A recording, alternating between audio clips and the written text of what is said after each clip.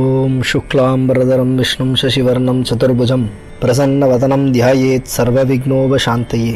கண் கழிக்கும்படி கண்டுகொண்டேன் கடம்பாடவியில் பண் கழிக்கும் குரல் வீணையும் கையும் பயோதரமும் மண் கழிக்கும் பச்சை வண்ணமும் ஆகி மதங்கர்குல பெண்களித் தோன்றிய எம் பெருமாட்டிதன் பேரழகே.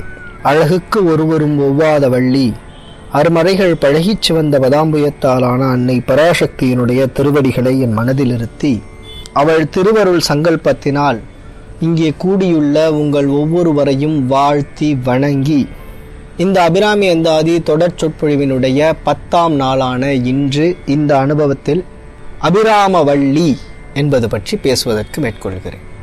போன வாரம் நம்ம 74 பாட்டு பார்த்துறோம்.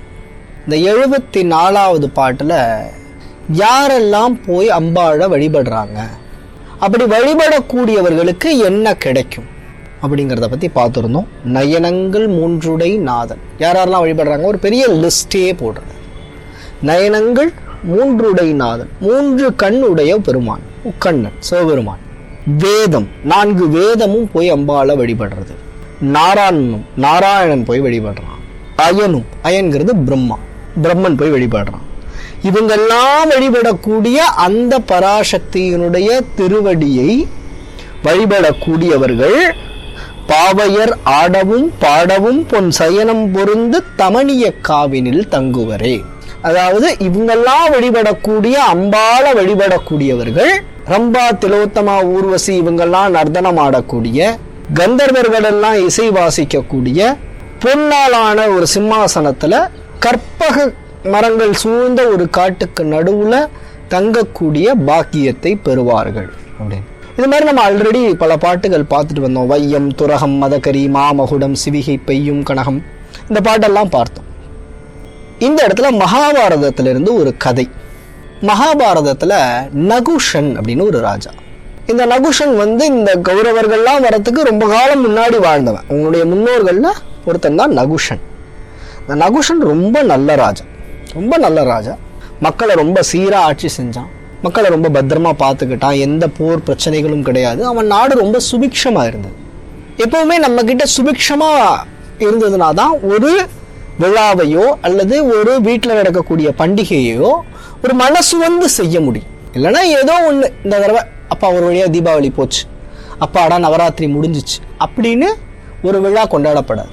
நம்ம கிட்ட ஒரு சுபிக்ஷம் இருக்கு, மனசுல ஒரு நிறைவு இருந்தா தான் எந்த ஒரு விழாவுமே நிறைவா இருக்கும். இல்ல நம்ம வீட்டுல கொண்டாடக்கூடிய விழாக்கள்ல நிறைவு இல்லைன்னா தட் இஸ் அன் இண்டிகேட்டர் நம்ம மனசு நிறைவா இல்லைங்கிறதுக்கு. அதனாலதான் ஒவ்வொரு வருஷத்தையும் தொடங்கும் போது நிறைவா தொடங்கணுங்கிறதுக்காக தான் வருஷம் ஒரு பண்டிகை பார்த்தீங்கன்னா அந்த சீர்வரிசை மாதிரி வைக்கிறது வச்சு, கண்ணாடி வச்சு அந்த கண்ணாடியில் அதை பெருக்கி காட்டி, அதாவது நம்மளால இவ்வளவுதான் வைக்க முடியும், ஆனா ஒரு கண்ணாடி வச்சா அது அப்படியே டபுள் ஆறுது இல்லையா? அப்ப அந்த மாதிரி டபுள் ஆக்கி ஒரு நிறைவு, அதாவது பாதி நிஜம் பாதி கற்பனை தான், கற்பனையிலையும் நிறைவா இருக்கும் அப்படிங்கிறதோட இண்டிகேட்டர் தான் வருஷம் ஒரு பண்டிகை கண்ணாடி வைக்கிறது. காலையில எழுந்து ஒரு விளக்கேற்றி அந்த விளக்கையும் அந்த கண்ணாடியில பார்த்து, ஸோ இந்த மெத்தட்ல தான் நம்ம வருஷ பிறப்பை கொண்டாடுறோம். ஏன்னா வருடத்தின் முதல் நாளே நிறைவா இருக்கணும், பூரணமா இருக்கும். அப்படி நிறைவா சுபிக்ஷமா ஆட்சி செஞ்சு வந்த ராஜா நகுஷன் 100 அஸ்வமேத யாகங்கள் செஞ்சான். 100 அஸ்வமேத யாகங்கள் செஞ்சான். அந்த 100 அஸ்வமேத யாகங்கள் செஞ்சவங்களுக்கு இந்திர பதவி கிடைக்கும். இந்த 100 அஸ்வமேத யாகங்கள் செஞ்சவங்களுக்கு இந்திர பதவி கிடைக்கும். இந்த இந்திர பதவிக்கு ஒருத்தர் தகுதி ஆயிட்டாரு அப்படின்னா அவரை பல்லக்கில் வச்சு கூட்டிட்டு போவாங்க. அந்த பல்லக்கை யார் சுமப்பாங்க? சப்த ரிஷிகளும் சுமப்பாங்க.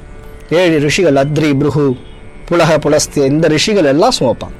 அப்படி சுமக்கிறதுக்காக அங்கிருந்து 7 ரிஷிகளும் வராங்க. நகுஷா, நீ இந்திர பதவி அடைஞ்சிட்ட, உன்னை நாங்க இந்திரலோகத்துக்கு கூட்டிட்டு போனோம், நீ இந்த பல்லக்கில் ஏறி உட்கார்ந்துக்கோங்கிறாங்க. இந்த ராஜா பதறிட்டான்.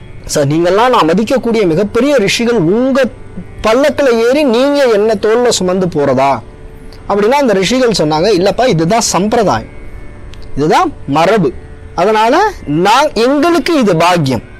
நீ இத்தனை காலம் மனுஷனா இருந்த எங்களை மதிச்ச சரி, இப்போ நீ இந்திரன் ஆயிட்ட, நாங்க ரிஷிகள், எங்களுக்கு இது கடமை, எங்க கடமையை எங்களை செய்ய விடு அப்படின்னு சொன்ன உடனே இந்த நகுஷன் அந்த பல்லக்கில் ஏறி உட்கார்ந்துட்டான். எப்பவுமே பல்லக்கில் பார்த்தீங்கன்னா ஒரு பெரம்பு இருக்கும். அது பிரம்பெல்லாம் ஒரு அதிகாரத்தின் அடையாளம். இப்போ நம்ம ஸ்ரீரங்கம் நம்பெருமாள் உற்சவத்துக்கு போறாருன்னா அந்த குதிரையோ எந்த வாகனமும் பின்னாடி ஒரு பொற்பிரம்பு இருக்கும். இன்னைக்கு மேயர் பதவியில் இருக்கவங்களுக்குலாம் முன்னாடி ஒரு சின்ன தண்டம் வச்சிருப்பாங்க. நீதிபதிகளுக்கு அந்த டவாலி ஒரு தண்டம் வச்சிருப்பாங்க, செங்கோல். அது என்னன்னா அது அந்த ஒரு எப்படி சொல்றது, அதிகாரத்தின் அடையாளம். இது வளையாம எப்படி நேரா இருக்கும் அந்த மாதிரி இவங்களுடைய தன்மையும் நேரா இருக்கணுங்கிறதுக்காக உள்ளது. அப்படி அந்த பல்லக்கில போயிட்டு இருக்கும்போது அவன் சொல்றான், முனிவர்களே பார்த்து பொறுமையாக போங்கள், பார்த்து பொறுமையாக போங்கள், கால் வலிக்க போகிறது. ஏன்னா அவனுக்கு தோன்றது இல்லை, என்ன போய் இவங்க இவ்வளோ பெரிய ரிஷிகள் தூக்கிட்டு போறாங்களேங்கிற ஒரு எண்ணம் இருந்தது. இப்படியே அவன் இந்திரலோகத்துக்கிட்ட போக போக இந்திரலோகத்தினுடைய வைபவங்கள் எல்லாத்தையும் பார்க்குறான். இப்போ தூரத்துல இருந்தே நம்ம பார்ப்போம்ல, இப்போ ஃப்ளைட்டில் போகிறோம் அப்படின்னா அந்த ஃப்ளைட்ல இருந்து இப்போ ஒரு அமெரிக்கா போகிறோம் அப்படின்னா பாரு அங்கே தெரியுது பாரு சுதந்திர தேவி தர, அங்கே கிட்ட போய் பார்க்க போகிறோம். ஆனாலும் தூரத்துல இருந்து ஒரு உயரத்துல இருந்தோ ஒரு விஷயத்த பார்க்கறதுங்கிறது ஒரு சந்தோஷம். அதனாலதான் நம்ம மலைக்கோட்டை மேலே போய் நம்ம வீடு எங்கே தெரியுதுன்னு நம்ம பார்க்கவும் மாட்டோமா? நம்ம பார்க்காத நம்ம வீடா? அங்கிருந்து தப்பிச்சா போயிருந்தாலும் மலைக்கோட்டைக்கே போயிருக்கோம். திரும்ப அங்கே போய் நம்ம எதை பார்த்துட்டு இருக்கோம்? பார் காவிரி ஆறு தெரியுது பார், அந்த காவிரியை கடந்து தான் போனோம். ஆனா உயரத்திலிருந்தோ தூரத்திலிருந்தோ ஒரு விஷயத்தை பார்க்கும்போது நமக்கு ஒரு ஆனந்தம் ஏற்படும். அது மாதிரி நகுஷன் இந்திரலோகத்தை பார்க்கறான். அப்படி தெரியக்கூடிய இந்திரலோகத்தை பார்க்கும்போது அங்க கற்பக மரங்கள் தெரிகிறது, மந்தாகினி நதி தெரியுது, இதெல்லாம் தெரியுது, அதனுடைய அரச போகங்கள் எல்லாமே தெரியுது. அந்த மந்தாகினி நதியினுடைய கரையில இந்திராணி தேவி உட்கார்ந்து. இந்திரனுக்கு தான் பதவி, இந்திராணிக்கு பதவி கிடையாது. அவ ஒரு சக்தி அம்சம், அவ எப்பவுமே அங்கதான் இருப்பான். எந்த இந்திரன் மாறினாலும் அவ மாற மாட்டான். இப்ப இருக்கக்கூடிய இந்திரனுடைய பேர் தெரியுமா? தேவி மகாத்மியத்துல சொல்லியிருக்கேன். இப்ப இருக்க இந்திரனுடைய பேர் புரந்தரன்னு பேர். இப்ப இந்திர பதவியில இருக்கக்கூடிய இந்திரனுக்கு புரந்தரன்னு பேர். சரி, இப்ப நகுஷன் இந்திர பதவிக்காக போறான். தூரத்துல இருந்து இத்தனை விஷயங்களையும் பார்க்கறான். நதிக்கரையில இந்திராணி அமர்ந்து அவ குளிச்சுட்டு தன்னுடைய ஆடைகளை உலர்த்திட்டு தலைமுடிய காய வச்சுட்டு இருக்கான். அவளுடைய அழகை பார்த்த உடனே இது மாதிரி அழகா அவன் பூமியில பார்த்தது கிடையாது. ஏன்னா அது தேவ அழகு, தேவலோகத்து அழகு. அதுலயுமே மற்ற ஆடவரசிகளை விட இந்திராணி தான் இருக்கிறது மிகச்சிறந்த அழகி. ஏன்னா அவ தேவர்களின் அரசி இல்லையா? இந்திராணியுடைய அழகை பார்த்த உடனே இவன் மனசு சல்லுன்னு அங்க போயிடுச்சு. போன உடனே சலனப்பட்டான். இப்ப யோசிக்கிறான், ஐயோ இன்னும் கொஞ்சம் வேகமா போனா சீக்கிரம் போய் பார்க்கலாமே அப்படின்னு யோசிச்சவன் முனிவர்களை பார்த்தான். முனிவர்களே என்ன இவ்வளவு பொறுமையாக போகிறீர்கள், வேகமா போங்க அப்படிங்க. முனிவர்களுக்கு ஒன்றும் புரியல. ஏன்டா இவ்வளோ நேரம் மெதுவா போங்கன்னா இப்ப வேகமா போங்கிறானே அப்படின்னு யோசிச்சாங்க. சரின்ட்டு அவங்க ஸ்பீட்ல தான் போயிட்டு இருக்காங்க. போகும்போது நகுஷனுடைய மூளையில குயுக்தியா ஒரு எண்ணம் தோன்றுச்சு. நம்மள 7 முனிவர்கள் தூக்கிட்டு போறாங்க, இதுல 6 பேரும் உயரமானவங்க, அகஸ்திய முனிவர் மட்டும் குள்ளமானவர். ஒருவேளை அவர் தோல்ல சுமக்கணுங்கிறதுக்காக பல்லக்க பிடிச்சி தொங்கிட்டு வராரோ? 7 பேர் உயரமானவங்க இருக்காங்க, ஒருத்தர் மட்டும் பல்லக்கில குள்ளமா இருக்காரு, அவரு தோளும் அந்த பல்லக்கில படணும்னா அவரு பல்லக்க தொங்கிட்டு வரணும். அப்ப இவரு தான் வெயிட் அடிக்கிறாரு, அதனாலதான் பல்லக்கு ஸ்லோவா போகுதுன்னு ஒரு புதுசா ஒன்றத்தை கண்டுபிடிச்ச உடனே என்ன பண்ணா, அந்த பொற்பிரம்பை எடுத்து அப்படி அகஸ்தியர் மேல முதுகுல அப்படி ஒரு குத்துனான். நீங்க கொஞ்சம் இறங்குங்க, கூட நடந்து வாங்க, மற்ற 6 பேரும் நீங்க தொங்கிட்டு வரீங்க, அதனால வெயிட் அடிக்குது மற்ற 6 பேருக்கும், நீங்க இறங்கி கூட நடந்து வாங்க, 6 பேரும் தூக்கிட்டு போனா வேகமா போயிடலாம்னா. அதுக்கு சம்ஸ்கிருதத்துல ஒரு வார்த்தை இருக்கு, சர்ப்பனா பாம்பு, சர்ப்பனா வேகம். அப்போ சர்ப்ப அப்படின்னா அவன் வேகமா போங்கன்னால அகஸ்தியருக்கு கோவம் வந்துச்சு. எங்களை சர்ப்பன்னு சொன்ன நீ சர்ப்பமாக கடவாயிட சபிச்சிட்டார். ஸோ அதனால நகுஷன் ஒரு பெரிய மலைப்பாம்பா மாறி பூமியில விழுந்து, அப்புறம் பீமனை சந்திச்சு தர்மன் கிட்ட ஒரு சின்ன விவாதம் நடத்தி அப்புறம் அவன் திரும்ப தன்னுடைய சுயநிலைக்கு போனான் அப்படின்னு அந்த கதை தொடரும். அப்போ இந்திர பதவிக்கே போனா கூட மனசு சலனப்படும். 100 அஸ்வமேத யாகங்கள் பண்ணா கூட ஒழுக்கம் பெறலும். இது எதுவுமே நடக்க வாய்ப்புண்டு. ஏன்? மனசு ஒழுங்கா இல்லைன்னா நீங்க 100 அஸ்வமேதம் பண்ணாலும் பிரயோஜனம் இல்லை, நீங்க இந்திர பதவிக்கு போனாலும் பிரயோஜனம் இல்லை, உங்களை சப்த ரிஷிகளே சுமந்துட்டு போனாலும் பிரயோஜனம் இல்லை. அப்ப மனசு ஒழுங்கா இருக்கணும். சரியா? இப்போ நமக்கு என்ன சொன்னார்? பாவையர் ஆடவும் பாடவும் பொன் சயனம் பொருந்து தமணிய காவினில் தங்குவரே அப்படின்னு நீங்க இந்திர பதவி வரலும் போலாம்பான்னு ஒரு இக்கட்டான ரிஸ்க்ல நம்மளை மாட்டி விட்டார் போன வாரம் அபிராமி பட்டர். நான் அதான் சொல்லி முடிச்சேன். எல்லாம் ஒரு வாரம் இந்திர போகத்தை அனுபவிச்சுட்டு வருவோம்னு சொன்னேன் இல்லையா. இந்திரன் பதவியில இவ்வளவு ரிஸ்க் இருக்குன்னு தெரிஞ்சுக்கணும். அப்ப இந்திர பதவி நமக்கு வேணுமா? பதவி ஏத்தாலே பிரச்சனை வரும். ஆனா அப்ப இருக்கிறதுல பெரிய பதவி இந்திர பதவி. அப்ப அதுல ஏகப்பட்ட பிரச்சனைகள் இருக்கும்.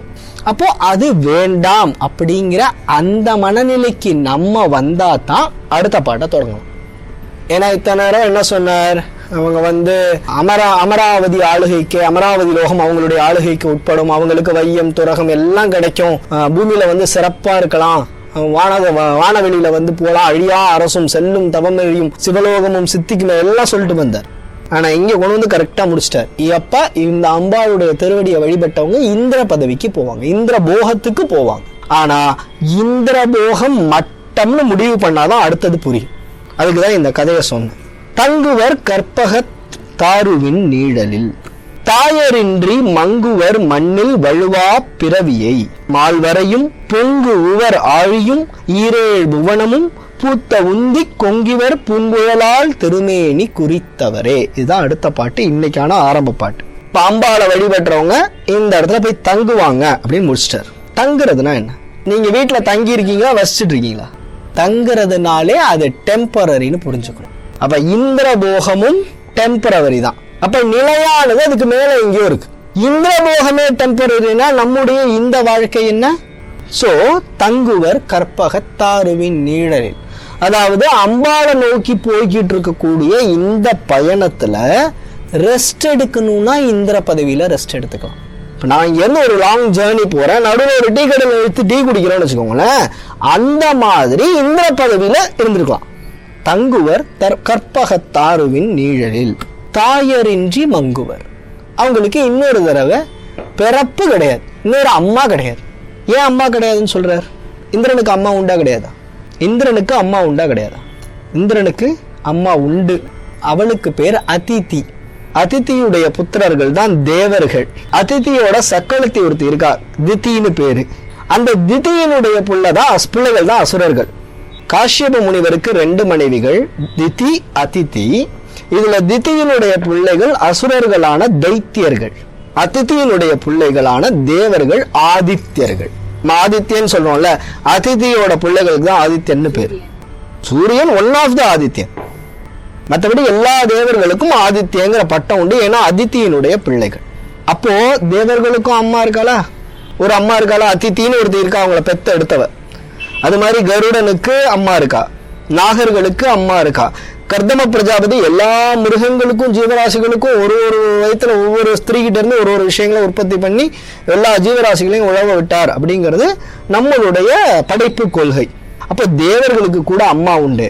அப்போ இந்திர பதவிங்கிறது டெம்பரரி, அதுக்கு மேல ஒண்ணு இருக்கு, அது தாய் அப்படின்ற ஒருத்தி இல்லாத நிலை. நமக்கு அம்மா அப்படின்னு ஒருத்தி கிடையாது. பிரம்மாவுக்கு அம்மா உண்டா? அப்பா உண்டா? நாராயணனுடைய உந்தியிலிருந்து வந்ததுனால அப்பா உண்டு, அம்மா கிடையாது. நாராயணனுக்கு அப்பா உண்டா? நாராயணன் அப்பப்ப அம்மாவை தங்கிட்டு போவார், அவர் ரிவர்ஸ்ல வருவார். நம்ம இங்கிருந்து அங்க போவோம், அவர் அங்கிருந்து இங்க வருவார். அவர் அதிதிக்கே பிள்ளையா பிறந்திருக்கார். அதிதிக்கே பிள்ளையா பிறந்தப்ப அவருக்கு வாமனன்னு பேரு. இந்திரனுக்கு தம்பி அப்படின்னு பிறந்ததுனால உபேந்திரன்னு பேரு அவருக்கு. இந்திரனுக்கு தம்பியா பிறந்ததுனால உபேந்திர. சோ நாராயணன் அப்பப்ப அம்மாவை தான் தங்கிட்டு போவார். ஆனா அம்பாவுடைய இதுல போறவங்க இங்க தங்கி தங்கி தங்கி தங்கி அம்மாவோட வயிற்றுல தங்கினா மாதிரி, அதுக்கு அடுத்த ஸ்டேஜ் கற்பக மரத்தோட நிழல்ல தங்கினா மாதிரி, அதுக்கப்புறம் தாயார்ந்த ஒருத்தரே இல்லாத நிலைக்கு போயிடுவாங்க. தாயர் இன்றி மங்குவர். சரி, தாயர் இன்றி மங்குவர்னா வீணா போவாங்கன்னு அர்த்தம். அப்படின்னா மண்ணில் வழுவா பிறவியை மங்குவர். அந்த மங்குவரை தூக்கி பின்னாடி போகணும். தாயரின்றி மண்ணில் வழுவா பிறவியை மங்குவர். இந்த பூமிக்கு வரணும்னா பிறப்பெடுத்து தான் வரும். இந்த பூமிக்கு பிறப்பை எடுக்காம வரக்கூடியது 2 பேர் தான். ஒன்று சிவபெருமானும் அம்பாளும் தான். நாராயணன் வரணும்னா கூட பிறப்பெடுத்து தான் வருவான். சிவபெருமான் யார் வயிற்றுலையும் பிறந்து பூமிக்கு வரல. அம்பாள் அப்பப்போ வந்துட்டு போவா, தபஸ் பண்றதுக்கு அவன் வந்துட்டு போற ஒரு விசிட்டிங் சென்டர், ஒரு மெடிடேஷன் சென்டர் தான் அவளுக்கு பூமி. அவன் அப்பப்ப தியானம் பண்ணிட்டு போவா. ஒரு தடவை திருவண்ணாமலையில பண்ணுவா, ஒரு தடவை சங்கரங்கோயில பண்ணுவா, ஒரு தடவை திருநெல்வேலியில பண்ணுவா. அப்படி ஒரு இடத்துல தபஸ் பண்ணிட்டு போவா. அது அவளோட மெடிடேஷன் சென்டர் மாதிரி. ஸோ தாயரின்றி மங்குவர் மண்ணில் வழுவா பிறவியை, அப்படி இருக்கக்கூடிய அந்த அம்பாள் இது யாருக்கு இது கிடைக்கும் அப்படின்னா, அவளுக்கு பிரம்மாண்ட கர்ப்பான்னு பேர். இந்த மொத்த பிரம்மாண்டத்தையும் தன்னுடைய வயிற்றிலிருந்து தோற்றுவிச்சவன். இந்த பிரம்மாண்ட கர்ப்பம் என்னத்தையெல்லாம் தான் வயிற்றிலிருந்து தோற்றுவிச்சா? நம்ம ஆல்ரெடி பார்த்தோம். 8 மலைகள், பிரதானமான மலைகள், 7 கடல்கள், 7 பூமண்டலங்கள், இதெல்லாம் பார்த்தோம். அது போக சூரிய மண்டலம், சந்திர மண்டலம், மண்டலங்கள், இதையெல்லாம் எவள் ஒருத்தி தன்னுடைய வயிற்றிலிருந்து தோற்றுவித்தாலோ அவளுக்கு மகோதரின்னு பேர் உண்டு. மகோதரினா மிகப்பெரிய வயிறு உடையவள். இப்ப நம்ம கொடியிடைன்னு பார்த்தோமே, மிகப்பெரிய வயிறு எப்படி வந்துச்சு அப்படின்னா, அவள் எப்பொழுதுமே கொடியிடை. அந்த மின்னல் கொடியிலிருந்து எல்லாத்தையும் தோற்றுவிச்சிட்டான். அதனால எல்லாத்தையும் படைச்ச வயிறு அவளுடைய வயிறு. அதனால பெரிய வயிறு. இப்ப வயசுல ரொம்ப சின்னவரா இருப்பார், சின்ன பையனா தான் இருப்பான். யாரோ ஒருத்தர் ரொம்ப கஷ்டப்படும் போது, நாங்க இதை வச்சுக்கோங்க அப்படின்னு ஏதோ ஒருத்தர் கொடுக்குறோம். ரொம்ப கஷ்டப்படும் போது என்ன சொன்னாங்க, எவ்வளோ பெரிய மனசு சாமி உனக்கு அப்படின்னாங்க. வயசுல சின்னவர் தானே, மனசு எப்படி பெருசா இருந்துச்சு. அப்போ செய்யக்கூடிய செயலை பொறுத்து அந்த விஷயத்தினுடைய பெருமதி இருக்கு. அந்த மாதிரி அம்பாளுடைய வயிறு எல்லாத்தையும் படைச்சதுனால அது கொடி இடையா இருந்தாலும் அவ மகோதரி. அப்படிப்பட்ட அம்பாளை வழிபடக்கூடியவங்க. அவ என்ன இடத்தெல்லாம் படைச்சா? கடல்களை படைச்சா, மலைகளை படைச்சா, இந்த பூமண்டலம் முழுவதையும் படைச்சா, சூரிய மண்டலம், சந்திர மண்டலம், தேவர்கள், அசுரர்கள், மனுஷர்கள், புல் பூண்டு, பிரம்ம கீட்ட ஜனனி, பிரம்மன் முதல் கிருமிகள் வரை படைத்தவள் அவதான். அவதான் எல்லாத்துக்கும் அம்மா. பிரம்ம கீட்ட ஜனனி. எல்லாத்தையும் படைச்ச அந்த அழகான கூந்தலுடைய அவளுடைய திருமேனி, அவளுடைய உடல் அழகு இருக்கு இல்லையா, அந்த உடல் அழக தியானம் பண்ணவங்களுக்கு தாயரின்றி மங்குவர், தமணிய காவில் தங்குவர், மண்ணில் வழுவா பிறவியை மங்குவர். அப்போ அவளுடைய உருவத்தை தியானம் பண்ணவங்களுக்கே இது உண்டு. சரி, இப்போ ஒரு சின்ன கேள்வி வரும். ஏன்னா நம்ம இந்து சமயத்துல இந்த உருவ வழிபாடு அப்படிங்கிற ஒண்ணு இருக்கு. இந்த உருவ வழிபாடை உதாசீனப்படுத்தக்கூடிய மதங்கள் தான் உலகத்துல ஜாஸ்தி. இந்த உருவ வழிபாடு சரியா அப்படிங்கிற ஒரு கேள்வி இருக்கு. ஏன்னா இங்க சொல்லும் போது தெளிவா சொல்றார், பூங்குழலால் திருமேனி குறித்தவர். அவளுடைய மேனி, உடல் அழகு, அதை நினைக்கிறவங்க இந்த விஷயத்தெல்லாம் பிறவியை ஜெயிச்சிருவாங்க. அவர் ஒன்றும் சொல்லலை. அவர் நீ யோகத்துல போகணும், குண்டலினி சக்தியை இன்வோக் பண்ணணும், தியானம் பண்ணணும், சாகித்யமா எழுதி பாடணும், மந்திர ஜபம் எதுவுமே சொல்ல. நான் இந்த உருவத்தை தியானிக்க போறேன் அப்படின்னு நினைக்கிறவங்களுக்கு இந்த விஷயம்லாம் கிடைக்கும், பிறவியை கடந்துட முடியுங்கிறார். இப்ப நம்ம செஞ்ச சிலை தானே, நம்ம பார்த்து எடுத்த போட்டோஸ் தானே, அதுல எப்படி அந்த தன்மை கிடைக்கும்? இதை புரிஞ்சுக்கணும். இப்போ இந்த விக்கிரகங்கள், இந்த போட்டோஸ், இதெல்லாம் விஷயம் கிடையாது. இதுல நான் ஒரு உருவத்தை பார்க்கிறேன், அந்த உருவம் அழகா வடிக்கப்பட்டிருக்கு. அது எந்த இதாகவும், விநாயகரா இருக்கட்டும், முருகனா இருக்கட்டும், அம்பாளா இருக்கட்டும், சிவனா இருக்கட்டும், நாராயணனா இருக்கட்டும், நம்மளுடைய எல்லா தெய்வங்களும், ரௌத்ராகாரமா இருக்கக்கூடிய காளி உட்பட எல்லா தெய்வங்களும் அழகோட இலக்கணங்களோட படைக்கப்பட்டிருக்கு, சாமுத்திரிகா லட்சணங்களோட வடிக்கப்பட்டிருக்கு. அதனால தான் ஒரு மூர்த்தம் செய்யணும்னா இப்படித்தான் செய்யணும் அப்படின்னு ஆகமங்கள் விதிச்சிருக்கு. அதை மீறி எல்லாம் செய்யக்கூடாது. கண்ட மேனிக்கு கண்ட உருவத்தை எல்லாம் வச்சு வழிபடுற வழக்கம் நம்மளதுல கிடையாது. ஒண்ணுமே இல்லையா, குறைஞ்சபட்சம் மஞ்சளை புடிச்சு வச்சு உருவம் இல்லாம வழிபட்டுட்டு போ. ஆனா உன் இஷ்டத்துக்கு உருவங்களை கிரியேட் பண்ணாதன்னு நம்ம தர்மம் சொல்றது. அப்போ அந்த மாதிரி ஒரு உருவம் அழகே உருவமா வடிக்கப்பட்டிருக்கு. அழகு எப்பயுமே நம்மளை இழுக்கும். அழகு எப்பயுமே நம்மளை இழுக்கும். அது ஏதோ ஒரு அழகு, எதா வேணாலும் இருக்கலாம். ஒரு குழந்தையா இருக்கலாம், இல்ல ஒரு பெரிய மலைச்சரிவு, மலை பள்ளத்தாக்கா இருக்கலாம், அப்போ ஊட்டி கொடைக்கானல் மாதிரி இருக்கலாம், பூவா இருக்கலாம், விளக்கா இருக்கலாம், எது ஒரு பட்டர்ஃப்ளையா இருக்கலாம், ஏதோ ஒண்ணு. எதுவா இருந்தாலும் அழகா இருந்தா மனசு ஊருக்கான அங்க போகும். அந்த மனசை டிஸ்ட்ராக்ட் பண்ணி, அதாவது புற விஷயங்கள்ல இருந்து டிஸ்ட்ராக்ட் பண்ணி ஒரு கணம் இருக்கக்கூடிய அந்த அழகு இருக்கு இல்லையா, அந்த அழகுல நம்ம மனசை நிறுத்தும் போது நம்ம அதுக்குள்ள போறது ஈஸியா போகலாம். சரி, அப்படி உள்ள போகும்போது நம்ம மனசுல காமமோ, குரோதமோ, லோபமோ, மோகமோ, மதமோ, மாத்சரியமோ வருமா? வராது. இப்ப நான் ஒரு அம்பாள் விக்கிரகத்தை பார்த்தா நான் காம வயப்படுவேனா? மாட்டேன். அதே பெண்ணு தான், இன்னும் சொல்ல போனா திரிபுர சுந்தரி, அழகின் உச்சமா இருக்கா. ஆனா அவள் மீது காம எண்ணம் எனக்கு தோன்றாது. எனக்கு அது மேல வெறுப்பு வரப்போதா? கிடையாது. ஏன்னா அது அழகா இருக்கு. ஒரு அருவெறுப்பு வர்றதுக்கு வாய்ப்பே கிடையாது. ஸோ அதனால வெறுப்பு வராது, குரோதம் கிடையாது. லோபம், கஞ்சத்தனம், அதுக்கு என்ன கஞ்சத்தனம் இருக்கு, நான் பார்க்க போறேன் அவ்வளவுதான். லோபம் கிடையாது. மோகம், மதம், மாத்சரியம், இது எல்லாமே கிடையாது. இந்த 6 குணங்களும் கடந்து போறதுக்கு எளிமையான வழிபாடு உருவ வழிபாடு. எளிமையான வழிபாடு உருவ வழிபாடு. ஒன்றும் வேண்டாம், ஏதோ ஒரு கோயிலுக்கு போகிறோம், ஒரு பெரிய கியூ நிற்கிறது, நமக்கு முன்னாடி இருக்கக்கூடிய ஒரு தம்பதிகள் கையில் ஒரு சின்ன ஒரு 1.5 வயசு குழந்தை இருக்கான், இல்லை ஒரு 6 மாதம் குழந்தை இருக்குது. இந்த குழந்தைய பார்த்தோன்னா அது எதுக்கு சிரிக்குதுன்னே நம்மளை தெரியாமல் நம்மளை பார்த்து சிரிக்கும். நமக்கு ஏன் சிரிக்கிறோன்னே தெரியாமல் அதை பார்த்து சிரிப்போம். அப்போ அந்த ஒரு அழகு நம்மளை ஒரு க்ஷணம் கட்டி போடுறோம். இதில் ஒரு சின்ன டீவியேஷன். தமிழக திரையுலகத்தில் புன்னகை அரசின்னு சொல்லப்படுறது கேஆர் விஜயா. கேஆர் விஜயா தன்னுடைய இளமை காலத்தில் ரொம்ப ஏழ்மை நிலைப்பட்டு இருந்தவங்க. ரொம்ப பிற்பாடு பெரிய வசதிக்கெல்லாம் போனதுக்கு அப்புறம் கேஆர் விஜயா ஒரு தடவை இன்டர்வியூ பண்ணுறாங்க. ஏமா நீங்கள் ரொம்ப இப்போ நீங்கள் இப்படிலாம் வந்தீங்களே, இவ்வளோ தூரம் கடந்து வந்தீங்களே, இப்போ நீங்கள் எப்படி ஃபீல் பண்ணுறீங்க, நேஷனல் அவார்டோ ஏதோ வாங்கினதுக்கப்புறம் எப்படி ஃபீல் பண்ணுறீங்க அப்படின்னு அவங்க சொன்னாங்க. ரொம்ப சந்தோஷமாக ஃபீல் பண்ணுறேன், நான் இருந்த நிலையிலேருந்து இவ்வளவு தூரம் வந்திருக்கேன்னா அதுக்கு அந்த பழனி ஆண்டவன் தான் காரணம் அப்படின்றாங்க. சரிம்மா, யாருக்குமே கிடைக்காத ஒரு பேர் புன்னகை அரசின்னு, நீங்கள் பண்ணின அளவுக்கு அம்பாள் மாரியம்மன் மேக்கப் வந்து யாருமே பண்ணது கிடையாது, உங்கள் சிரிப்பு அளவுக்கு யாருடைய சிரிப்பும் அப்படி ஈர்த்தது கிடையாது அப்படின்னோடனே, அந்த சிரிப்பும் அவரோடது தான்ப்பா, ஏன்னா எனக்கு இவ்வளவும் கொடுத்தது அவர் தான். வாழ்க்கையில் ரொம்ப கஷ்டப்பட்டுக்கிட்டு இருக்கிற நேரம் என்ன பண்ணுறதுன்னு தெரியாமல் போய் பழனி கோயிலில் உட்காந்துருப்பேன். அந்த முருகன் அப்படியே பார்த்து நம்மளை சிரிச்சிட்டு இருப்பான். அவனும் என்ன மாதிரி தான் இருப்பான், ரொம்ப ஏழையா. ஏன்னா பழனி முருகன் ஏழை தானே, பழனி முருகன் ஆண்டியா ஏழையா இருப்பான். அப்படி ஏழையா இருக்கக்கூடிய அவன் இவ்வளோ சிரிக்கிறானே, நானும் சிரிக்கலாம்ல அப்படின்னு அவனை பார்த்து அவன் எப்படி சிரிக்கிறானோ அப்படி சிரிச்சு சிரிச்சு சிரிச்சு சிரிச்சு பழகிதான்ப்பா எனக்கு இந்த சிரிப்பு வந்துச்சுன்னு அவங்க சொன்னாங்க. உன்னை பார்த்து சிரிச்சு சிரிச்சு சிரிச்சு சிரிச்சு தான் அந்த சிரிப்பு எனக்கு வந்துச்சு அப்படின்னு சொன்னாங்க. ஸோ அந்த மாதிரி நம்ம எந்த உருவத்தில் நம்ம கவனத்தை செலுத்திட்டு இருக்கோமோ அதனுடைய புன்னகை, அதனுடைய கடைக்கண், கண் அழகு, மூக்கு அழகு, ஒரு அழகுலையும் தனிப்பட்டு தனிப்பட்டு தனிப்பட்டு நின்று ஒரு உருவத்தை ரசிச்சு பாருங்க. அதுவும் காம, குரோத, லோப, மோக, மத, மாத்சரியங்கள்ங்கிற இந்த 6 மனிதனுடைய கீழான குணங்களும் வெளிப்படாத இடத்துல பயன்படுத்தி பாருங்க. மனசு அப்படியே லயிச்சு நிற்கும். மனசு அப்படியே லயிச்சு நிற்கும். அந்த லயிச்சு நிற்கக்கூடிய இடத்துல நம்ம நின்னோம்னா மனசு ஒடுங்கும். ஒடுங்கின உடனே நம்மளுடைய ஆத்மசக்தி மேலே கிளம்பிடும். அப்புறம் மரணம் ஒரு பொருட்டல்ல, மரணத்துக்கு அப்புறம் பிறப்பு இல்லை.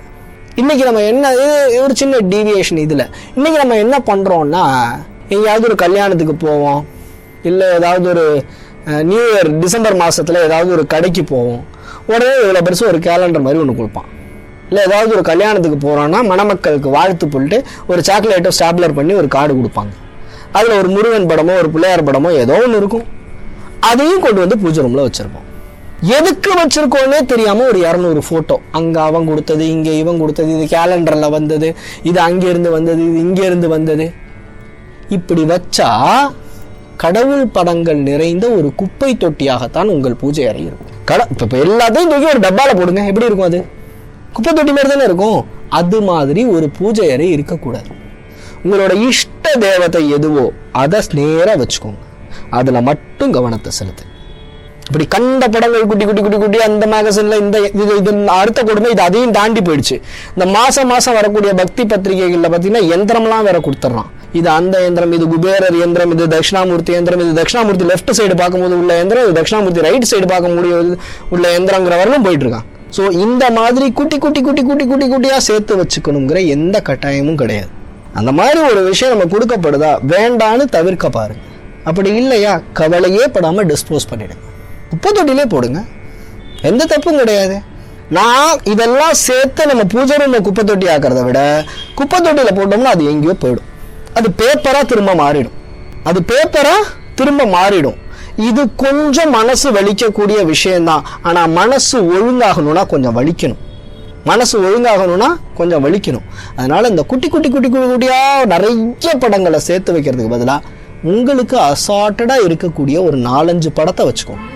ஒன்றையும் தொடச்சி எல்லாத்துக்கும் பொட்டு வச்சு அதையே ஒரு தவம் மாதிரி பண்ணலாம். ஒரு 5 படம் வச்சுக்கோங்க. அந்த 5 படத்தை நல்லா நீட்டாக தொடச்சி கரெக்டாக வட்டமாக சந்தனம், கரெக்டாக வட்டமாக அதுக்கு நடுவில் குங்குமம் வச்சு பாருங்க.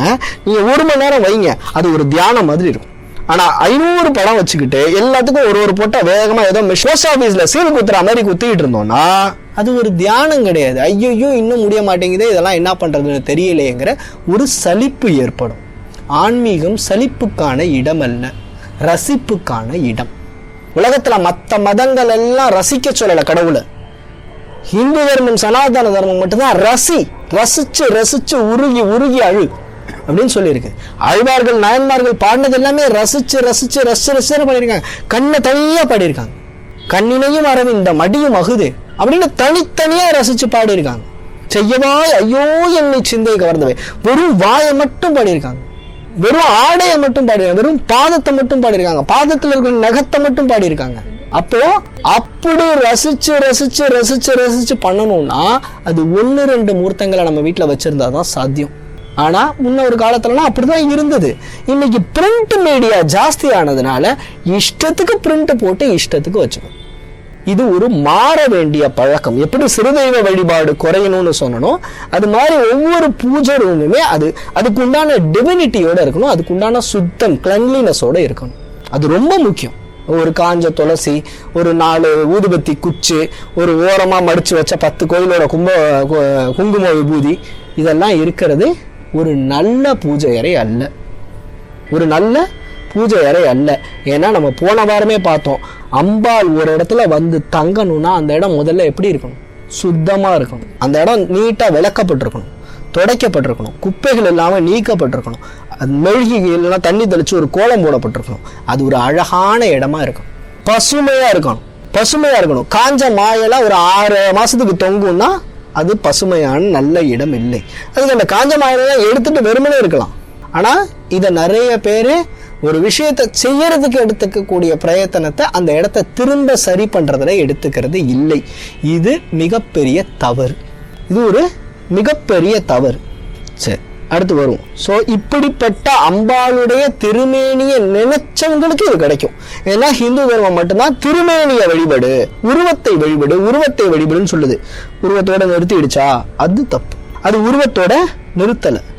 உலன் எனில் உலன் அவர் உருவம் இவ்வுருவுகள், உலன் அலன் எனில் அவர் அருவம் அவ்வுருவுகள். ஒருத்தன் இருக்கா அப்படின்னு சொன்னா அவனுடைய உருவம் இது, இல்லைன்னு சொன்னா இல்லாம இருக்கான்னு சொன்னா அவன் அருவமா இருக்கான்னு அர்த்தம். அவ்வளவுதான். இது ஆழ்வார் பாசுரம். ஸோ உருவம், அருவம், அருவுருவம் இது 3ம் இருக்கக்கூடிய தன்மையில இருக்கு. ஆனா நீ ஆரம்பிக்க வேண்டியது உருவத்துல ஆரம்பிச்சுதான் மனசை மேல எலிவேட் பண்ணி கொண்டு போக முடியும்.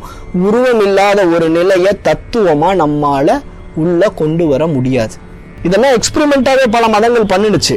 எவ்வளவு எக்ஸ்பெரிமெண்டா பண்ணாலுமே எங்க கடவுளுக்கு உருவம் கிடையாதுப்பா, எங்களோட மத குருவுக்கு உருவம் கிடையாதுப்பா.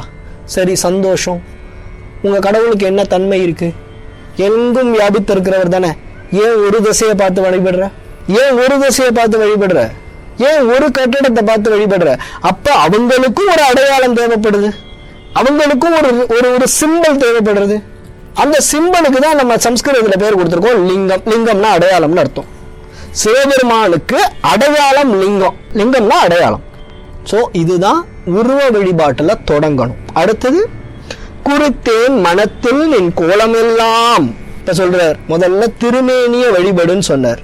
இப்ப அடுத்து என்ன சொன்னார்? குறித்தேன் மனத்தில் நின் கோலமெல்லாம். அம்மா, உருவத்தை என்னால பார்க்க முடியும், மனசுக்குள்ள உள்வாங்க முடியும். ஆனா உருவத்தையும் கடந்த நிலையில நீ இருக்கியா?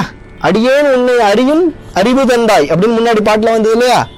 அப்போ நீ எப்படி இருக்கியோ உன்னோட நிஜஸ்வரூபத்தை பார்க்கிற தன்மை எனக்கு கொடுத்த. அதனால உருவத்துல தொடங்கின, உருவத்திலிருந்து உன்னுடைய அருவ நிலைக்கு போன, அதாவது நீ பஞ்சபூதங்கள்ல எப்படி வியாபிச்சிருக்கேங்கிறத பார்த்தேன். அதையும் தாண்டி என்னில் ஒன்றுமில்லா வெளியாக நீ எப்படி இருக்கங்கிறதையும் புரிஞ்சுக்கிட்டேன். குறித்தேன் மனத்தில். ஏன்? உருவத்தை தான் கண்ணால பார்க்க முடியும், மற்றதெல்லாம் மனசால தான் பார்க்க முடியும். மனசால எதுவரையிலும் பார்க்கலாம், மனசால ஒன்றுமில்லா வெளியே பார்க்க முடியாது. நம்ம மனசும் லிமிட்டட். நம்ம ஆத்மாவால மட்டும்தான் ஒன்றுமில்லா வெளியே பார்க்க முடியும். மனசால நான் இப்ப என்ன நினைக்கலாம், இந்த டியூப் லைட்லயும் அம்பாள் இருக்கா, இந்த இதுலயும் அம்பாள் இருக்கா, இந்த கண்ணுலயும் அம்பாள் இருக்கா, இந்த போன்ல அம்பாள் இருக்கான்னு நான் நினைக்க முடியும்.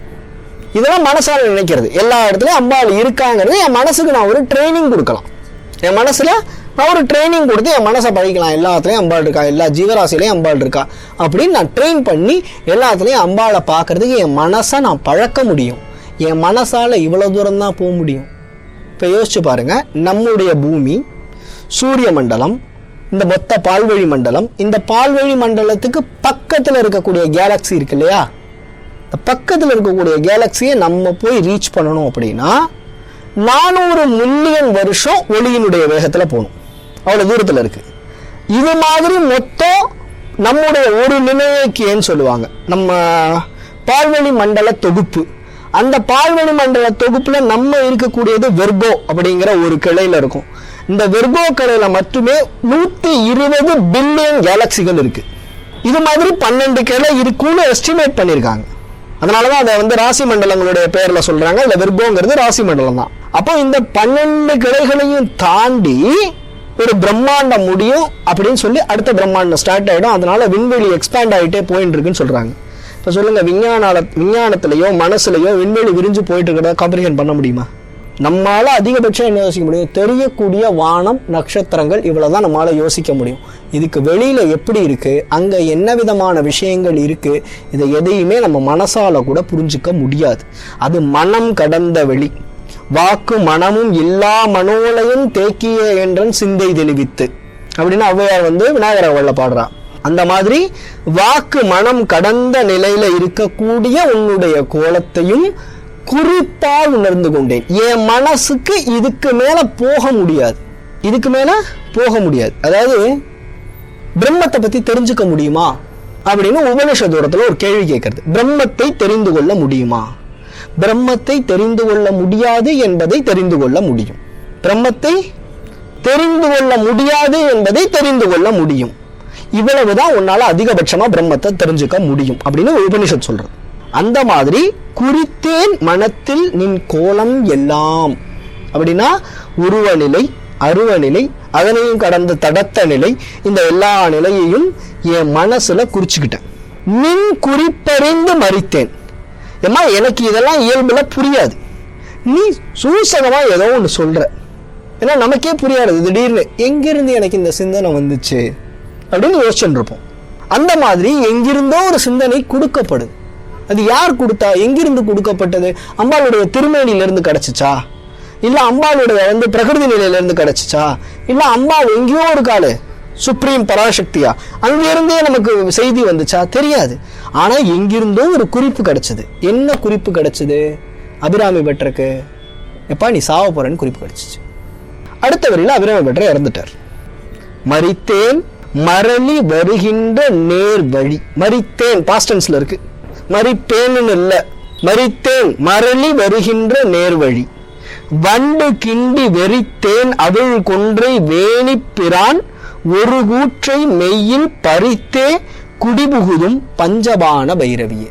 அதாவது தன் வண்டு வந்து ரீங்காரமிட்டு தோண்டி எடுக்கக்கூடிய தேன் இருக்கக்கூடிய கொன்றை மலர்களை தன்னுடைய தலையில சூடி இருக்கக்கூடிய சிவபெருமானுடைய ஒரு பாதி உடம்ப அப்படி அடிச்சு புடுங்கி வச்சிருக்கக்கூடிய நீ கொடுத்த குறிப்பினால் மரளி வருகின்ற நேர்வழியே மறித்தேன். மரளிங்கிறது யமன். மரளி வருகின்ற நேர்வழி மறித்தேன். இந்த பாட்டுக்கு 2 பாடம் இருக்கு. ஒன்னு மறித்தேன் சின்னரி அப்படின்னா இறந்துட்டேன்னு அர்த்தம். இன்னொன்னு மறித்தேன் பெரியரி அப்படின்னா பிளாக் பண்ணிட்டேன்னு அர்த்தம். மறிச்சு நிறுத்துறேன்னு சொல்றோம்ல. சோ யமன் வரக்கூடிய வழியை அடைச்சிட்டேன்பா.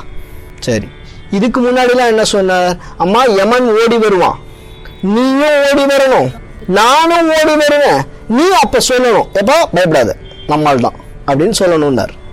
அடுத்து என்ன சொன்னார்? நீ வந்து யமன் வருவான் என் வீட்டு வாசலுக்கு, நீ வாசலுக்கு வந்துரு எப்பா நம்மாளுப்பா, நீ பக்கத்து வீடு பாருப்பான்னு சொல்லு அப்படின்னு சொன்னாரா? ஆனா இந்த இடத்துல என்ன சொல்ற? நான் மறித்தேன்கிறார். நான் மறிச்சேன், நான் தப்ப தடுத்து நிப்பாட்டினேன். இதுல அம்மாவோட டீலே எதுவும் கிடையாது. மரளி வருகின்ற நேர்வழி மறித்தேன், வண்டு கிண்டி வெறித்தேன் அவை ஒன்றை வேணிப்பிரான் ஒரு கூற்றை மெய்யில் பறித்தே குடிபுகுதும் பஞ்சபான பைரவியே. இங்க அம்பாள் வந்து அந்த வழியை மறைச்சானே இல்லை. இவர் தான் சொல்றார், நான் உன் கோலம் எல்லாம் மனசுல குறிச்சேன், நான் உன் குறிப்பை புரிஞ்சுக்கிட்டேன், உன் குறிப்பை புரிஞ்சுக்கிட்டதுனால யமன் வர வழியை மூடி வச்சிட்டு யமன் வர வழியை மூடி வச்சேன். இல்ல நேரடியா யமன் கிட்ட போய் என் உயிரை கொடுத்துட்டேன் தான் வச்சுக்கோ, நேரடியா போய் என் உயிரை கொடுத்துட்டேன். இந்த பாட்டு பார்க்கறதுக்கு அப்படி லேசா சுத்தி சுத்தி சுத்தி சுத்தி இருக்கும். ஏன்னா இந்த பாட்டு முழுக்க முழுக்க யோக சூத்திரம். இந்த பாட்டு முழுக்க முழுக்க யோக சூத்திரம். மரளி வருகின்ற நேர் வழினா என்ன? யமன் எப்படி நேர் வழியெல்லாம் வருவானா? யமன் ஒரு யூட்டர்லாம் போட்டு வரமாட்டானா? லெஃப்ட் ரைட் எல்லாம் திரும்பாம நேரா தான் வருவானா? அப்ப மரளி வருகின்ற நேர் வழினா என்ன? நம்மோட உயிர் நம்மோட 6 சக்கரங்கள்ல ஏதோ ஒரு இடத்துல தானே இருக்கு. நான் சொன்னேன் இல்லையா, நம்முடைய ஆன்மா ஏதோ ஒரு சென்டர்ல இருக்கு. அதுக்கு தகுந்த மாதிரி நம்முடைய அடிப்படை குணங்கள் இருக்குங்கிறத நான் சொன்னேன். ஆடகத்தாமரை ஆரணங்கேன்னு சொல்லும் போது, அப்போ நம்முடைய உயிர் ஏதோ ஒரு சக்கரத்துல இருக்கு இல்லையா, அந்த சக்கரத்து வழியா உயிர் எடுத்துட்டு போயிடுவான் யமன். ஏன்னா அது ஒரு டோர், அது ஒரு டோர். அந்த இடத்துல உயிர் கட்டி வைக்கப்பட்டிருக்கு. அந்த இடத்துல அந்த முடிச்சு அவிழும் போது யமன் அந்த உயிரை எடுத்துட்டு போயிடுவான். அப்ப நேரா தானே எடுக்கிறான் உயிரை. அதான் மரளி வருகின்ற நேர்வழியே. சரி, மரளி வருகின்ற நேர்வழியை மறித்தேன்னா இவர் ஆல்ரெடி யோக சாதனையில போயிட்டு இருக்கார், 6 சக்கரங்களையும் கடந்து மேல போயிட்டு இருக்கார். அப்ப நேர தண்டுவடத்துல போயிட்டு இருக்காரா அவருடைய ஆன்மா? நேரா அவருடைய குண்டலினி சக்தி நேர தண்டுவடத்துல மேல் நோக்கி போயிட்டு இருக்கு. அப்ப போயிட்டு இருக்கக்கூடிய இடத்துல யமன் எங்க இருந்து வேணாலும் பறிக்கலாம். அப்படி யமன் பறிக்காம நான் பிளாக் பண்ணிட்டேன். இதுக்கப்புறம் நான் ஜீவன் முக்த நிலையில் இருக்க போகிறேன். ஜீவன் முக்த நிலைனா உயிர் உடலை விட்டு போகாது, ஆனா இந்த உடலை உயிர் தரிச்சிட்டு இருக்காது. இது கொஞ்சம் புரிஞ்சுக்கணும்னா, உயிர் உடலை விட்டு போகாது, ஆனா இந்த உடல் இயக்கத்துக்கும் உயிருக்கும் சம்பந்தம் இருக்காது. கோமாக்கும் உடல் இயக்கத்துக்கும் உயிருக்கும் சம்பந்தம் உண்டு. அப்போ இந்த உடலுக்குள்ள உயிர் இருக்கும், இந்த உயிருடைய ஞானத்தால உடல் உயிரோட இருக்கும். ஆனா அதுக்கு தேவைப்படுற சாப்பாடு, தூக்கம், தண்ணி, சுவாசம் எதுவும் தேவைப்படாது. இதுதான் யோகத்தினுடைய உச்ச நிலை, ரிஷிகள் இருந்த நிலை. கேள்விப்படுறேன், லட்சம் வருஷம் தவம் பண்ணாரு, கோடி வருஷம் தவம் பண்ணாருன்னு. எப்படி பண்ணாங்க? ஏன்னா இப்ப நீங்க எந்த கதை படிச்சீங்கன்னாலும், இந்த அசுரன் 1000 வருடங்கள் தவம் செய்தான், இந்த அசுரன் 1,00,000 வருஷம் தவம் செஞ்சான் அப்படின்னு வரும். தவம் செஞ்சு என்ன வரம் கேட்டான்? சாகக்கூடாதுன்னு வரம் கேட்டான். தவம் பண்ணப்ப செத்தானா? தவம் பண்றப்ப எப்ப பட்டினி கிடந்து ஏதாவது செத்தானு எங்கேயாவது ஒரு கதை இருக்கா? கிடையாது. 1000 வருஷம் தவம் பண்ணியிருக்கான், ஆனா அவன் சாகல. அவனுக்கு சாப்பாடு இல்லை, தூக்கம் இல்லை, தண்ணி இல்லை, ஒரு இடத்துல இருந்து தபஸ் பண்ணியிருக்கான், ஆனா சாகல. ஏன்? உயிர் ஒரு இடத்துல ஒடுங்கிடுச்சு. உடல் இயக்கத்துக்கும் உயிருக்கும் சம்பந்தம் இல்லாம போயிடுச்சு. உயிர் ஞானத்தால உடலை உயிரோட வச்சிருந்துச்சு. இதுக்கு ஜீவன் முக்த நிலைன்னு பேர். ஜீவன் முக்த நிலைன்னு பேர். ஜீவ சமாதி அடைகிறதுனா இதுதான் ஜீவ சமாதி அடைதல். சும்மா ஒரு கட்டுன்னு அதுக்குள்ள போய் உட்காந்துக்கிறது இல்லை, அது ஜீவன் முக்த நிலை. அந்த ஜீவன் முக்த நிலையை இவர் அடைஞ்சாராம். சரி, இப்ப அவர் ஜீவன் முக்த நிலையை அடைஞ்சிட்டாரு இல்லையா, மரித்தேன் பினிஷ் அப்படின்னு சொல்லிட்டாரு இல்லையா. இப்ப இதுக்கப்புறம் அபிராமி பட்டர் இருக்காரா இல்லையா? ஜீவன் முக்த நிலையில அடுத்த பாட்டு வரக்கூடாது, கொஞ்சம் மாத்தி கேட்கணும். தவம் மௌனத்துல நடக்கணும்னு அவசியம் இல்லை, பாட்டு சொல்லாதான் வரணுமா? இந்த இடத்துல தான் ரிஷிகளை புரிஞ்சுக்கணும். ரிஷிகள், நீங்க வேத மந்திரங்கள் இதெல்லாம் எடுத்தீங்கன்னா இன்னென்ன சாகைக்கு இவங்க ரிஷி, இந்த மந்திரத்தை இந்த சூத்திரத்துக்கு இவர் ரிஷி அப்படின்னு வரும். அப்ப இந்த ரிஷிகள் எல்லாம் வேதத்தை எழுதினாங்களா? இல்ல. அவங்க தவ நிலையில இருக்கும்போது வான வெளியில இதனுடைய சப்தங்கள் உலவிக்கிட்டு இருக்கு. ஏன்னா ஆகாசத்தினுடைய தத்துவம் சப்தம். நம்ம பார்த்தோம் இல்லையா, ஆகாசத்துக்கு ஒரே ஒரு தத்துவம் தான், அந்த தத்துவம் சப்தம்.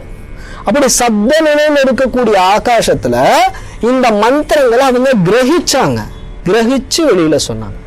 நம்மளே தபோ நிலையில ஒடுங்கி இருந்தோம்னா நம்ம இன்னைக்கு பார்க்கக்கூடிய பெர்செப்ஷன் ரேஞ்ச்ல இருக்கிற விஷயங்களுக்கு மேலான விஷயங்கள் தெரியும். ஒன்னும் வேண்டாம், 5 நிமிஷம் மௌனமா உட்காந்தோம்னா நம்ம இதே துடிப்பை நம்ம கேட்குமா? நான் சொல்றது உள்ள ஒடுங்கணும். நீங்க அமைதியா உட்காருங்க. எல்லாரும் இன்னைக்கு முயற்சி பண்ணுங்க, ஒரு 1/2 மணி நேரம் எதுவும் பண்ணாம அமைதியா உட்காருங்க.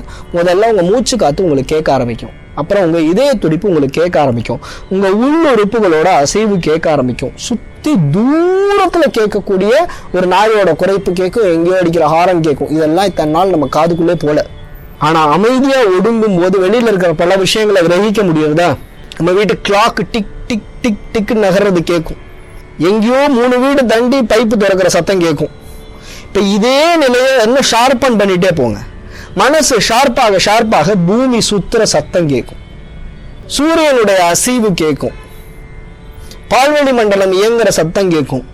இது எல்லாமே மந்திரங்களால் ஆனது, கமாண்ட்ஸ்.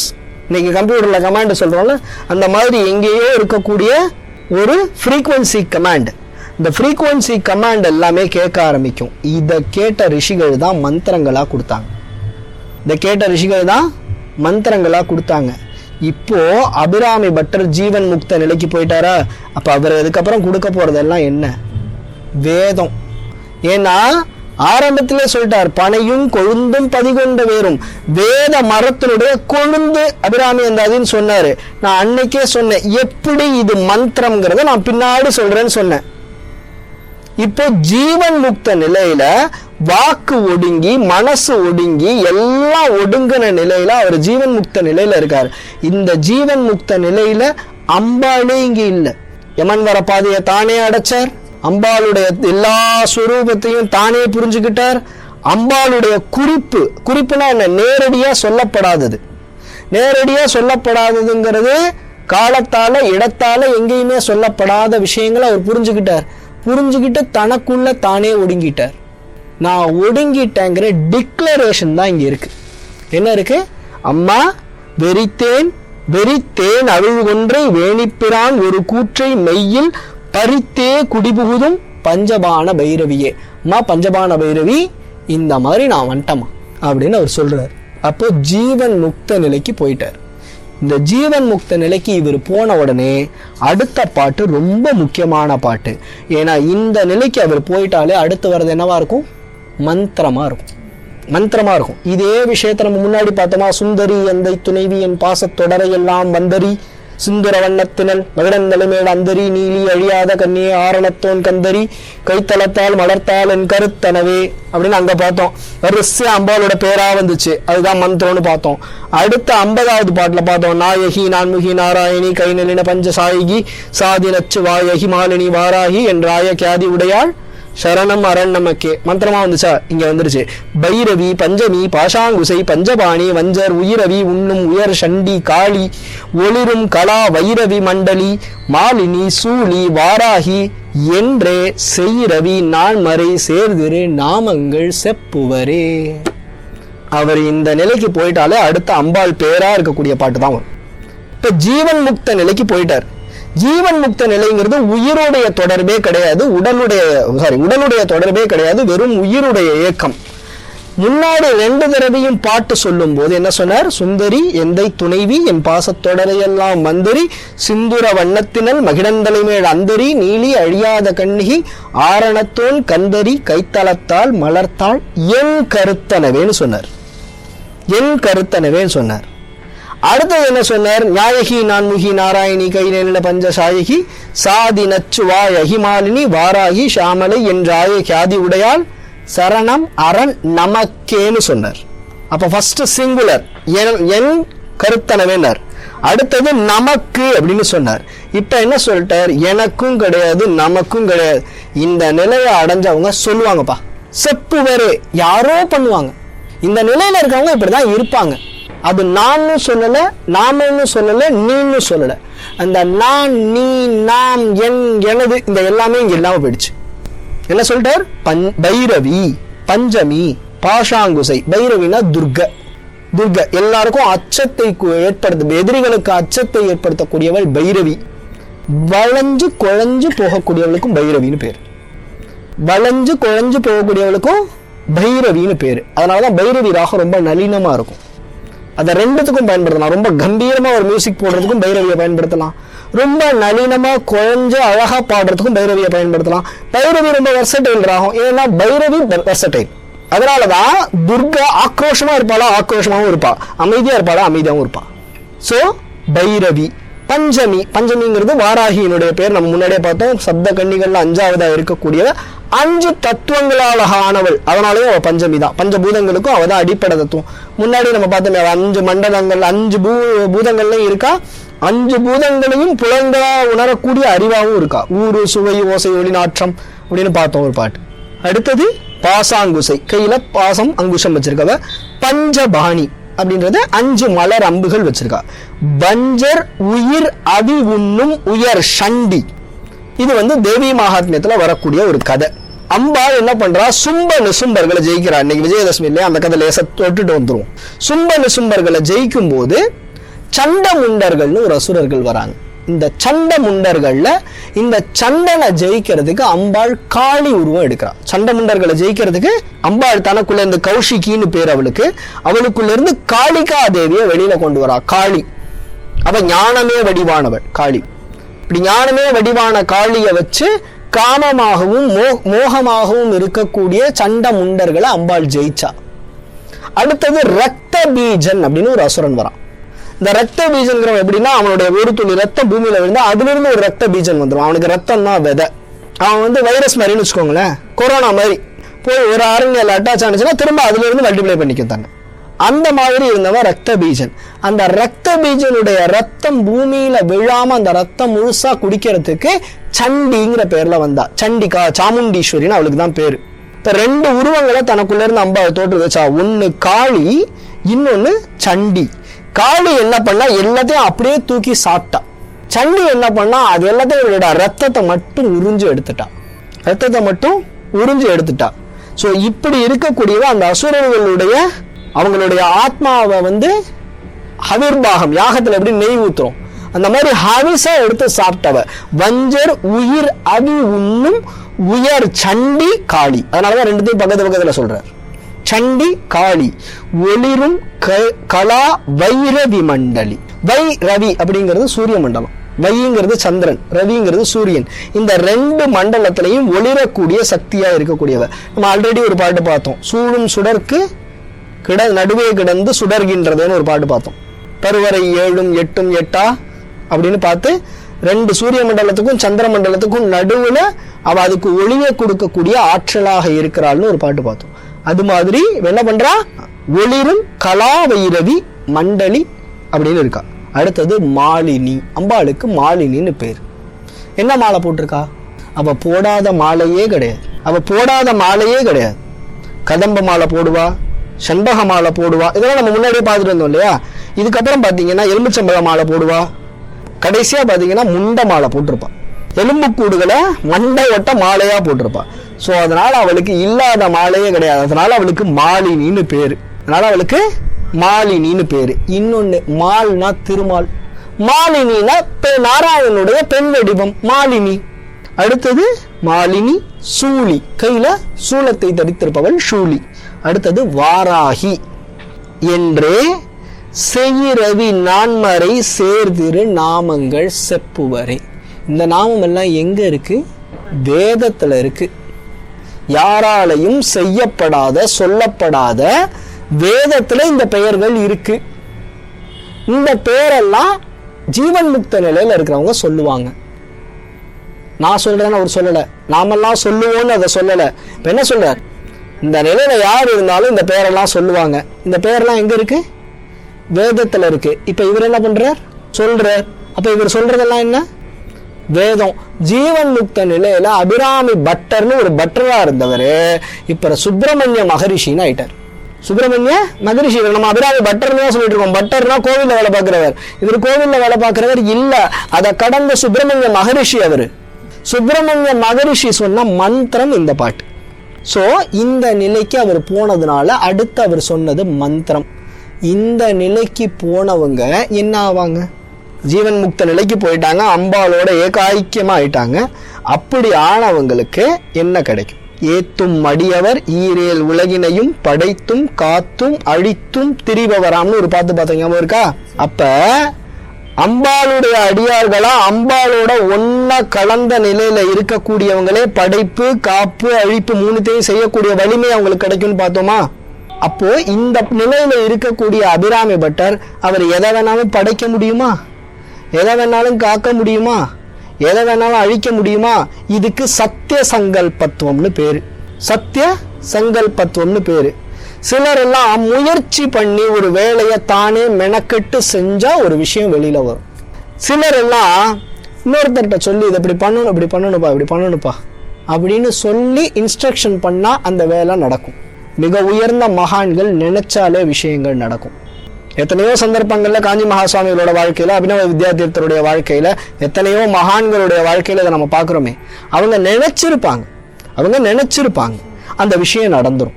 அவங்க நினைக்கவே இந்த விஷயம் நடக்கும். இதுக்கு பேரு சத்திய சங்கல்பத்துவம். அவங்க என்னத்த நல்ல விஷயத்த கல்பனை பண்ணாலும் அது நடக்கும். அதான் சங்கல்பம். கல்பம்னா கல்பனை பண்றது, கற்பனை பண்றது. சங்கல்பம்னா நல்ல கற்பனை. அந்த நல்ல கற்பனை நடந்துரும். அதான் சங்கல்பம்னு சொல்றது. அது சத்திய சங்கல்பத்தோம்னா சாத்தியமாகும், நிஜமாகும். ஒரு விஷயம் நான் கற்பனையில நினைக்கிறேன், அது நிஜத்துல வந்தா அதை நிஜம்னு சொல்றோம்ல. என் புத்தியில இருந்தது அப்படியே கொண்டு வந்துட்டப்பா, இது நிஜம், இது கற்பனை. அப்ப கற்பனையில இருக்கிறது நிஜத்துக்கு வந்தா சத்திய சங்கல்பத்துவம். இந்த சத்திய சங்கல்பத்துவம் இவங்களுக்கு கிடைச்சிரும். சத்திய சங்கல்பத்துவம் பரபிரம்மத்துக்கு இருக்கக்கூடிய தன்மைகள்ல ஒன்று. பரபிரம்மத்துக்கு இருக்கக்கூடிய தன்மைகள்ல ஒன்றுனா சத்திய சங்கல்பத்துவம். அது என்ன நினைக்கிறதோ அது நடந்துரும். அது என்ன நினைக்கிறதோ அது நடந்துரும். அந்த சத்திய சங்கல்பத்துவ நிலையில அவர் அடுத்த பாட்டை பாடுறார்.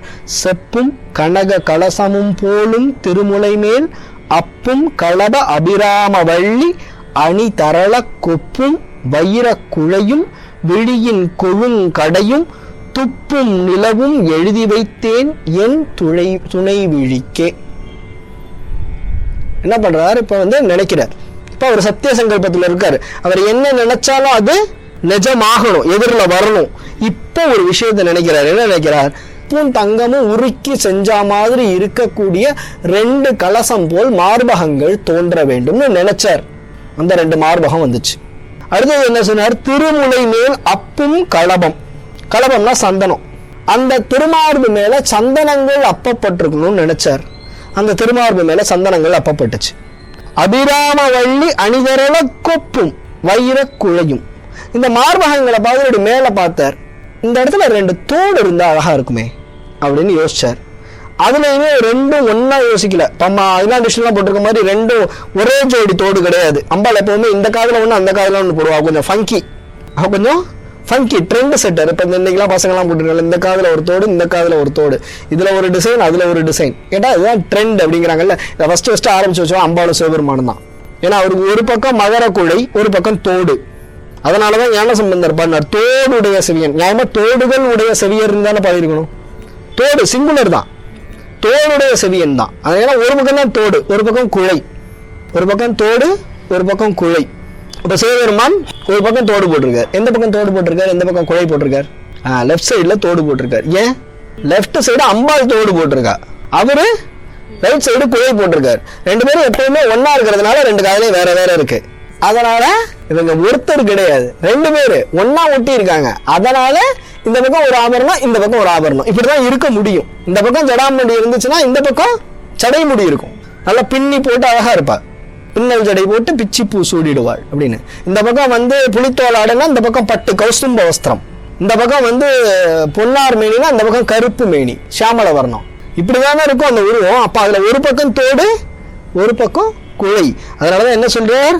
அபிராம வள்ளி அணி தரள கொப்பு. ஒரு பக்கம் கொப்பு போட்டிருக்கா தோடு. இந்த மதுரை பக்கம்லாம் பாட்டிகள் போடுவாங்கல்ல, பாம்படம்னு போடுவாங்க. அந்த பாம்படம், ஆமா, அது கொப்பு. அடுத்தது இன்னொன்னு பக்கம் என்ன போட்டிருக்கா? வைர குழை போட்டிருக்கா. வைரம் பதிச்ச குழை போட்டிருக்காங்க, குழை போட்டிருக்கா. இப்ப இதெல்லாம் நினைச்சாரு. மார்பகங்கள் வரணும்னாரு, மார்பகத்து மேல சந்தனங்கள் பூசப்பட்டிருக்கணும்னாரு. அந்த மார்பகங்களுக்கு மேல இந்த 2 தோடும் தெரியணும் அப்படின்னு நினைச்சாரு. அந்த 2 தோடும் தெரிய ஆரம்பிச்சிச்சு. அடுத்து என்ன சொன்னார்? இந்த தோடு 2த்தையும் பார்த்தாரு இல்லையா? இந்த தோடு பார்த்த உடனே அம்பாளுடைய கண்ணு ரொம்ப பெருசு, விசாலாட்சின்னு பேரு. அம்பாளுடைய கண்ணுக்கு விசாலாட்சின்னு பேரு. விசாலாட்சின்னா என்ன அர்த்தம்? கண்ணு அவ்வளவு பெருசா, காது வரை நீண்ட கண்ணா. இந்த காது வரை நீண்ட கண்ணுல கடைசி எங்க இருக்கு? இங்கதானே இருக்கும். அப்ப இங்க இருக்கக்கூடிய இந்த கண்ணு, இந்த காதை பார்த்தவர் அடுத்து கண்ணை பார்த்தார். அந்த கண்ணு ஓரமா அம்பாள் நம்மளை பார்த்துட்டு இருக்கா மாதிரி. ஏன்னா ஆல்ரெடி பார்த்துட்டு இருக்கோமே, கடைக்கண் கடைக்கண் கடைக்கண் ஒரு 3-4 இடத்துல வந்தது. அந்த மாதிரி விழியின் கொழுங்கடை அப்படின்னு இந்த கடைசி விழியோட கடைசிய பார்த்தாராம். இதை பார்த்த உடனே அதுல லேசா அந்த கருப்பு இருக்கா, அந்த கருப்பை தாண்டின உடனே ஒரு வெள்ளை வருதா. இந்த வெள்ளைய பார்த்தா நிலா மாதிரி இருந்துச்சான், துப்பும் நிலவும். அதாவது இந்த கண்ணோட கருப்பை தாண்டி இந்த பக்கம் வரும்போது இந்த வெள்ளை தெரிஞ்சதுல அந்த வெள்ளையினுடைய ஒளி நிலாவை போல வெளிச்சத்தை துப்புனுச்சான். துப்பும் நிலவும் எழுதி வைத்தேன் என் துணை விழிக்கே. இத 2த்தையும் ஏன் கண்ணால நான் பார்த்தேன். இதுல பாத்தீங்கன்னா அம்பாளோட இடுப்புக்கு கீழெல்லாம் இல்ல, இங்க இருந்துதான் இருக்கு. ஸோ அது பாஸ்போர்ட் சைஸ் போட்டோ தான். பாஸ்போர்ட் சைஸ் போட்டோல தான் அம்பாளை பார்த்திருக்கார். பார்க்கும்போது மார்பகங்கள் தெரிஞ்சது, மார்பகத்தில் இருந்த சந்தனம் தெரிஞ்சது, 2 தோடு தெரிஞ்சது, ஒரு தோடு ஒரு குழை தெரிஞ்சது, விழியோட கடை தெரிஞ்சது. அதுக்கப்புறம் அப்படி பார்த்தார், 2 கண்மணியோட அழகா தெரிஞ்சது. அது அப்படியே நிலா மாதிரி இருந்துச்சு. இவ்வளவு தான் அவர் பார்த்தார். வானத்துல நிலா வந்துச்சு. ஏன்னா அவர் இப்ப சத்திய சங்கல்பத்துல இருக்கார். எல்லாத்தையும் பார்த்துட்டே வந்தார். நிலா தெரியுதேன்னார், நிலா தெரிஞ்சிச்சு. இவ்வளவுதான். நிலா தெரியுதே அப்படின்னு நிலா தெரிஞ்சிச்சு. ஏன்? சத்திய சங்கல்பத்துல நினைச்சானே நடக்குமா? அப்ப அவர் நினைச்சாரா? நிலா தெரிஞ்சிச்சு. அம்பாள் வந்தா தோட கழட்டி போட்டா இதெல்லாம் நடக்கவே இல்லை. ஏன்னா அது பாஸ்போர்ட் சைஸ் போட்டோ தான். அம்பாள் காதுல இருந்து கஷ்டப்பட்டு உட்காந்து திருவாணி எல்லாம் கழட்டி அந்த தோட கழட்டி தூக்கி போட்டு ஆத்துக்காரர்கிட்ட போய் எங்கடி தோட காணும், அங்க தூக்கி போட்டு வந்தேங்க. தூக்கி போட்டு வேற வந்தியா, அவ்வளவு கொடுப்பா உனக்குன்னு அவர் கேட்பார் இல்லையா? நானே பிச்சைக்காரன், நான் வாங்கி கொடுக்கறதே தோடு, ஒரே ஒரு தோடு, ஜோடி தோடு கூட நான் வாங்கி கொடுக்கல. அவர் பாவம் கஷ்டப்படுவார் இல்லையா? அப்போ அம்பாள் தோட்ட கழட்டி வீசுனாங்கிறது இந்த இடத்துல இல்லை. இவரு மனசுல என்ன நினைச்சாரோ அது அங்க வந்துச்சு. இவர் மனசுல என்னென்ன நினைச்சாரு யோசிச்சு பாருங்க. இப்ப இவர் தான் ஜீவன் முக்த நிலைக்கு போயிட்டாரு. முந்தின பாட்டுல சொன்னேன், நான், எனது, என், நமது, இதெல்லாத்தையும் அவர் கடந்து போயிட்டாரு. இங்க என் துணை விழிக்கேன்னு எப்படி வந்துச்சு? இதெல்லாம் இந்த கண்ணுக்கு தெரிஞ்சிச்சு. ஏன்னா இதுக்கு முந்தின பாட்டுல பாக்கி எல்லாம் மனசுக்கு தெரிஞ்சிச்சு. குறித்தேன் மனத்தின் நின் கோலம் எல்லாம். இப்ப இது என் கண்ணுக்கு தெரிஞ்சிச்சு. நான் கண்ணுக்கு தெரிஞ்சதை நான் பார்த்தேன். அதுல இருக்கக்கூடிய வெளிச்சத்தை மட்டும் நிலாவா மத்தவங்க பார்த்தாங்க. அதனாலதான் சில விஷயங்களை இங்க மென்ஷன் பண்ணிட்டே வர்றார். என்ன சொல்றாரு? செப்பும் கனக கலசம்பூம் போலும் திருமுலை மேல் அப்பும் களபம் முடிச்சிட்டார். இது ஒரு போர்ஷன் முடிச்சிட்டார். அடுத்தது அபிராமவள்ளி அணிவரல கொப்பும். இந்த கனக கலசம் இதெல்லாம் நான் பார்த்தேன், பட் அது என் குறிப்புக்கு போகல. பார்த்தேன், எனக்கு தெரிஞ்சிச்சு. அதுல இன்னொரு குறிப்பு பார்க்கணும். இதை ஏன் தோட தூக்கி போட்டான்னு சொல்றோம் தெரியுமா? இப்ப தோட தூக்கி போட்டான்னு எதை வச்சு சொல்றோம்னா, இங்க குழை ஒரு எப்படி சொல்றது, ஒரு அடைமொழி கொடுக்கிறாரு. வைர குழைங்கிறார். வைரம் பதிச்ச குழை. அதனால அம்பாள் அதை தூக்கி போட்டிருப்பா, அது நிலா மாதிரி தெரிஞ்சிருக்கும் அப்படிங்கிறது அசம்ஷன். ஆனா ஜீவன் முக்த நிலையில இருக்கக்கூடிய அபிராமி பட்டர் என்ன நினைச்சாலும் அது நடக்கணும். அவரு அம்பாளுடைய முகத்துல நிலாவை பார்த்தார். அந்த நிலா வெளியில தெரிஞ்சது. அந்த நிலா வெளியில தெரிஞ்சிச்சு. அவ்வளவுதான். விழிக்கே அருளுண்டு. ஏன்? இந்த மொத்த பாட்டுலையுமே நீ கவனிக்க வேண்டிய இடம் அந்த கண்ணுடான்னு குறிப்பு காட்டுறார். ஏன்னா இந்த கனவு கலசம் போல் முளைங்கிறது ஞானமும் கருணையும் நம்ம பார்த்தோம். இணை கொண்டு இலகி இறுகி முத்து வடங்கொன்ற கொங்கை நடங்கொண்ட நாயகின்னு பார்த்தோம். அப்போ அந்த 2 திருமார்பு முக்கியம் இல்ல, ரிஜெக்ட் பண்ணிடு. அடுத்தது 2 தோடு, அதுவும் முக்கியம் இல்ல, ரிஜெக்ட் பண்ணிடு. அம்பாளுடைய விழியின் கடை பார்த்தோம் இல்லையா? அங்கிருந்து தாண்டா நிலவு வந்துச்சு. விழிக்கே அருளுண்டு. விழிக்கும் அருளுண்டுன்னு சொல்லியிருந்தா வேற. விழிக்கே அருளுண்டுன்னா கண்ணுக்கு தாண்டா உண்டு அப்படிங்கிறார். இன்னொரு ஆங்கிள் கேட்போம். விழிக்கே அருளுண்டு வெறும் கண்ணுக்கு மட்டுமா இருக்கு? விழிக்கே அருளுண்டு. அபிராம வள்ளிக்கு வேதம் சொன்ன வழிக்கே வழிபட நெஞ்சு உண்டு. நான் வாமாச்சார முறையில அவைதீகமா ஒரு தந்திர அடிப்படையில பூஜை பண்ணல. வேதம் எப்படி சொல்லுதோ அவளை அப்படி வழிபடுறேன். எப்படி? பைரவி, பஞ்சமி, பாசாங்குசை, பஞ்சபாணி, உயிரவி இப்படி வருது இல்லையா? அப்போ வேதம் எந்த பேரை சொல்லுச்சோ அதே பேரை சொல்லி, வேதம் எந்த முறையில வழிபட்டுச்சோ அதே முறையில வழிபடக்கூடிய நெஞ்சு எனக்கு உண்டு. வேதம் சொன்ன வழிக்கே வழிபட நெஞ்சு உண்டு. எமக்கு அவ்வழி கிடக்க எனக்கு இப்படி ஒரு நல்ல பாதை இருக்கும்போது பழிக்கே சுழன்று வெம் பாவங்களே செய்து பால் நரக குழிக்கே அழுந்தும் கயவர் தம்மோடு என்ன கூட்டினியே. இப்படி எல்லாம் இருக்கும்போது நான் யாரோ ஒருத்தங்கிட்ட இந்த பூமியில இருக்கக்கூடிய விஷயங்களை தேடி தேடி தேடி தேடி ஓடக்கூடிய ஒருத்தங்கிட்ட போய் நான் அவங்க கூட சுத்தி திரும்ப போய் நரகத்துல விழ வேண்டிய நிலை எனக்கு எதுக்கு அப்படின்னு கேட்கிறார். இவர் தான் ஜீவன் முக்த நிலையில இருக்கார்ல, திரும்ப எதுக்கு இங்க வந்தார்? ஏன்னா நிறைய பேர் சொல்லும் போது என்ன சொல்லுவாங்க, இந்த பாட்டுல தான் நிலா வந்துச்சுன்னுவாங்க. நான் என்ன சொல்றேன்னா, இந்த பாட்டுல நிலா வரல. முந்தின பாட்டுக்கும் இந்த பாட்டுக்கும் நடுவுல நிலா வந்துச்சு. அந்த செப்பும் கனக கலசமும் 78வது பாட்டுக்கும் விழிக்கே அருளுண்ட அபிராமவள்ளி 2த்துக்கும் நடுவுல நிலா வந்துச்சு. இப்ப யோசிச்சு பாருங்க, நிலா வந்துருச்சு. எல்லார் கவனமும் எங்க போயிருக்கும்? நிலாவை பார்த்திருப்பாங்க. யாரெல்லாம் பார்த்திருப்பாங்க? சகல பரிவாரங்களும் சரபோஜியில தொடங்கி அவருடைய பரிவாரம் முழுக்க பார்த்திருக்கும். பார்த்த உடனே இவர் அடுத்த பாட்டு பாடியிருப்பாரு. அந்த இடத்துல எல்லாம் அதோ நிலா அதோ நிலா அதோ நிலா அதோ நிலான்னு கத்திருப்பான். ஐயோ நிலா தெரியுதுன்னு கத்திருப்பான். அங்க 10 பேர் நிலா அம்மா தாயே பராசக்தின்னு கத்திருப்பானா? ஐயோ அவர் தப்பா நினைக்காதீங்க, அவர் முதல்ல அடிகண்டத்துல இருந்து இறக்குங்க, அவர் அதெல்லாம் பண்ண வேண்டாம், ஒரு மிகப்பெரிய மகான்னு சரபோஜி புகழ்ந்திருப்பார். சரபோஜி ஒரு விஷயத்த புகழ்ந்தாலும் இந்த மாதிரி முரசடைஞ்சிருப்பாங்க. கரெக்டா? ஒரு ராஜா ஒரு அனௌன்ஸ்மெண்ட், பெரிய அனௌன்ஸ்மெண்ட் கொடுத்தா அந்த இடத்துல எப்படி இருந்திருக்கும்? ஜெய பேரிகை முழங்கி இருக்கும்ல. இப்படி எல்லாம் முழங்கும் போது அந்த பாட்டுக்கும் அடுத்த பாட்டுக்கும் இடையில ஒரு பெரிய கேப் இருந்திருக்குமா? நிலா வந்துருச்சு. நிலாவை அபிராமி பட்டர் மட்டும் பார்த்திருந்தா அவர் சத்தம் போடாம இருந்திருப்பாரு, ஏன்னா அவர் எப்பவும் அம்பாவை பார்த்துட்டு இருக்கிறதுனால. ஆனா அமாவாசை திதியில மத்தவெல்லாம் நிலாவை பார்த்தா எப்படி இருக்கும்? இப்ப நம்ம எல்லாரும் இங்க பேசிட்டு இருக்கோம் அபிராமி எந்தாதி, திடீர்னு ஒரு வால் நட்சத்திரம் போகுது, இல்ல ஒரு எரிகள் விழுது, எங்க பாப்பீங்க? அபிராமியாவது பட்டராவது அதெல்லாம் அப்புறம். அந்த கேப் உருவாகும். கரெக்டா? அப்ப இந்த பாட்டு முடிச்ச உடனே நிலா தெரிஞ்சுதா? நிலா தெரிஞ்ச உடனே அடுத்த பாட்டு உடனே ஆரம்பிச்சிருக்குமா? இல்ல.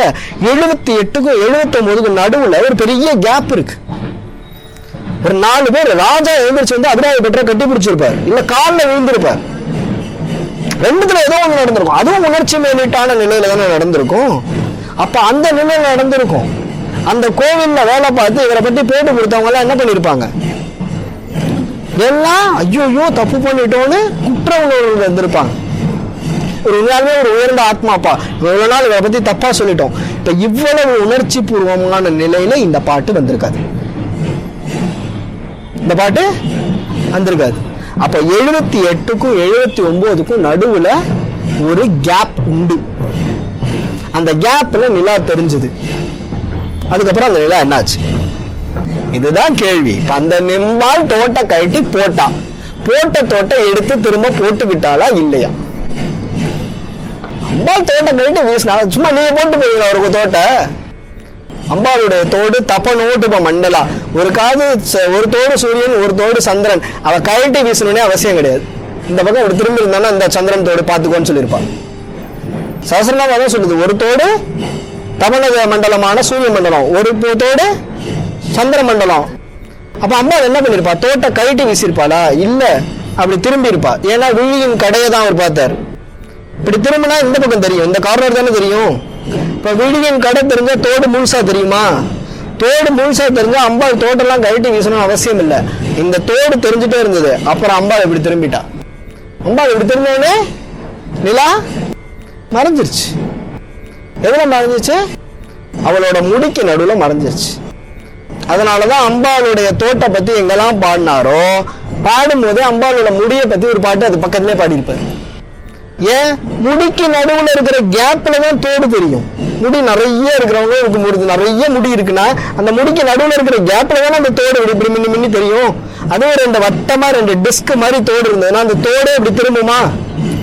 அப்படி திரும்பும் போது அந்த இப்படி வரும்போது தோடு தெரியாது, ஒரு கோடு மாதிரி ஆயிடும். இப்படி வரும்போது தோடு தெரியும். இதுல முடி வேற மறைச்சுன்னு இருக்கு. அப்ப இப்படி திரும்பும் போது அப்ப கொஞ்ச நேரம் அம்பாள் இப்படி முடியை விளக்கி இப்படி காமிச்சுட்டு அப்படி விட்டுருப்பா. இப்படி காமிச்சுட்டு இப்படி விட்டுருப்பா. சரபோஜி முதலானவர்கள் எல்லாம் நிலாவை பார்த்தாங்க. அபிராமி பட்டர் எதை பார்த்துட்டு இருக்கார்? அம்பாளை பார்த்துட்டு இருக்கார். அம்பாளை பார்த்துட்டு இருக்கிற ஒருத்தரை இங்க இருக்கிறவங்க எல்லாம் நயன் கத்தி டிஸ்டர்ப் பண்ணா அவரே புகழ்ந்து பாடுறதா இருக்கட்டும், அம்பாளை புகழ்ந்து பாடுறதா இருக்கட்டும், அவருக்கு என்னவா இருந்திருக்கும்? நடக்கிறது அம்பாள் உற்சவம், அம்பாளுக்காக தான் திருக்கவிலாய வாத்தியம் வாசிக்கிறாங்க. ஆனா நமக்கு அது என்னவா இருக்கு? அப்படிதான் அபிராமி பட்டருக்கும் இருந்திருக்கும். அந்த நிலையில இருந்தவரே ஜீவன் முக்த நிலையில இருந்து கீழே வந்தார். இப்ப இந்த சூழ்நிலையில அந்த பாட்டை யோசிங்க. விழிக்கே அருள் உண்டு, அபிராம வள்ளிக்கு வேதம் சொன்ன வழிக்கே வழிபட நெஞ்சுண்டு.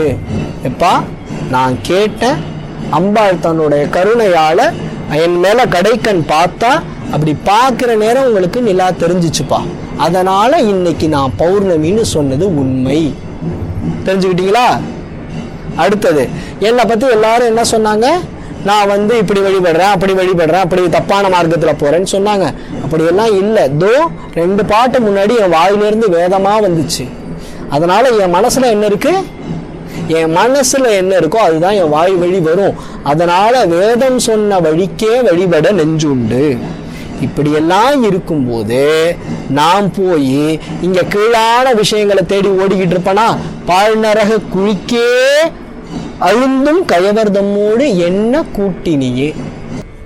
அதனாலதான்ப்பா நான் அந்த கூட்டத்திலலாம் நிக்காம தனியா கோயில்ல உட்காந்து தியானம் பண்ணிட்டு இருந்தேன் அப்படின்னு சரபோஜி கிட்ட எக்ஸ்பிளைன் பண்ண பாட்டு இது. அப்படின்னு சரபோஜி கிட்ட எக்ஸ்பிளைன் பண்ண பாட்டு. இதுல அம்பாளை பத்தியும் வரல, அபிராமி பட்டரை பத்தியும் வரல, பக்தியை பத்தியும் வரல, எதை பத்தியுமே வரல. கதையில எந்தெந்த விஷயம்லாம் ப்ராப்ளம்னு சொல்லப்பட்டது, இவர் பொய் சொல்லிட்டாரோன்னு வந்தது, இல்லது இவர் தவறான முறையில பூஜை பண்ணிட்டு இருக்காரோன்னு வந்தது, இன்னொன்னு இவர் இந்த உலக இயல்புக்கு ஒட்டாம இங்க இந்த மாதிரிதான் உட்கார்ந்துருக்கான்னு வந்தது. இது எல்லாத்துக்கும் இந்த பாட்டுல பதில் இருக்கு. இந்த பதிலை எப்போ சொல்ல முடியும்? இப்போ நம்ம மேல ஏதோ ஒரு திருட்டு பழி விழுந்துட்டு, நம்ம அந்த பொருள் அகப்படுற வரையிலும் நம்ம நான் திருடலன்னு சொன்னா அது நடக்குமா? நடக்காது. அந்த பொருள் கிடைச்சிருச்சுன்னா நான் சொல்லலாம், நான் தான்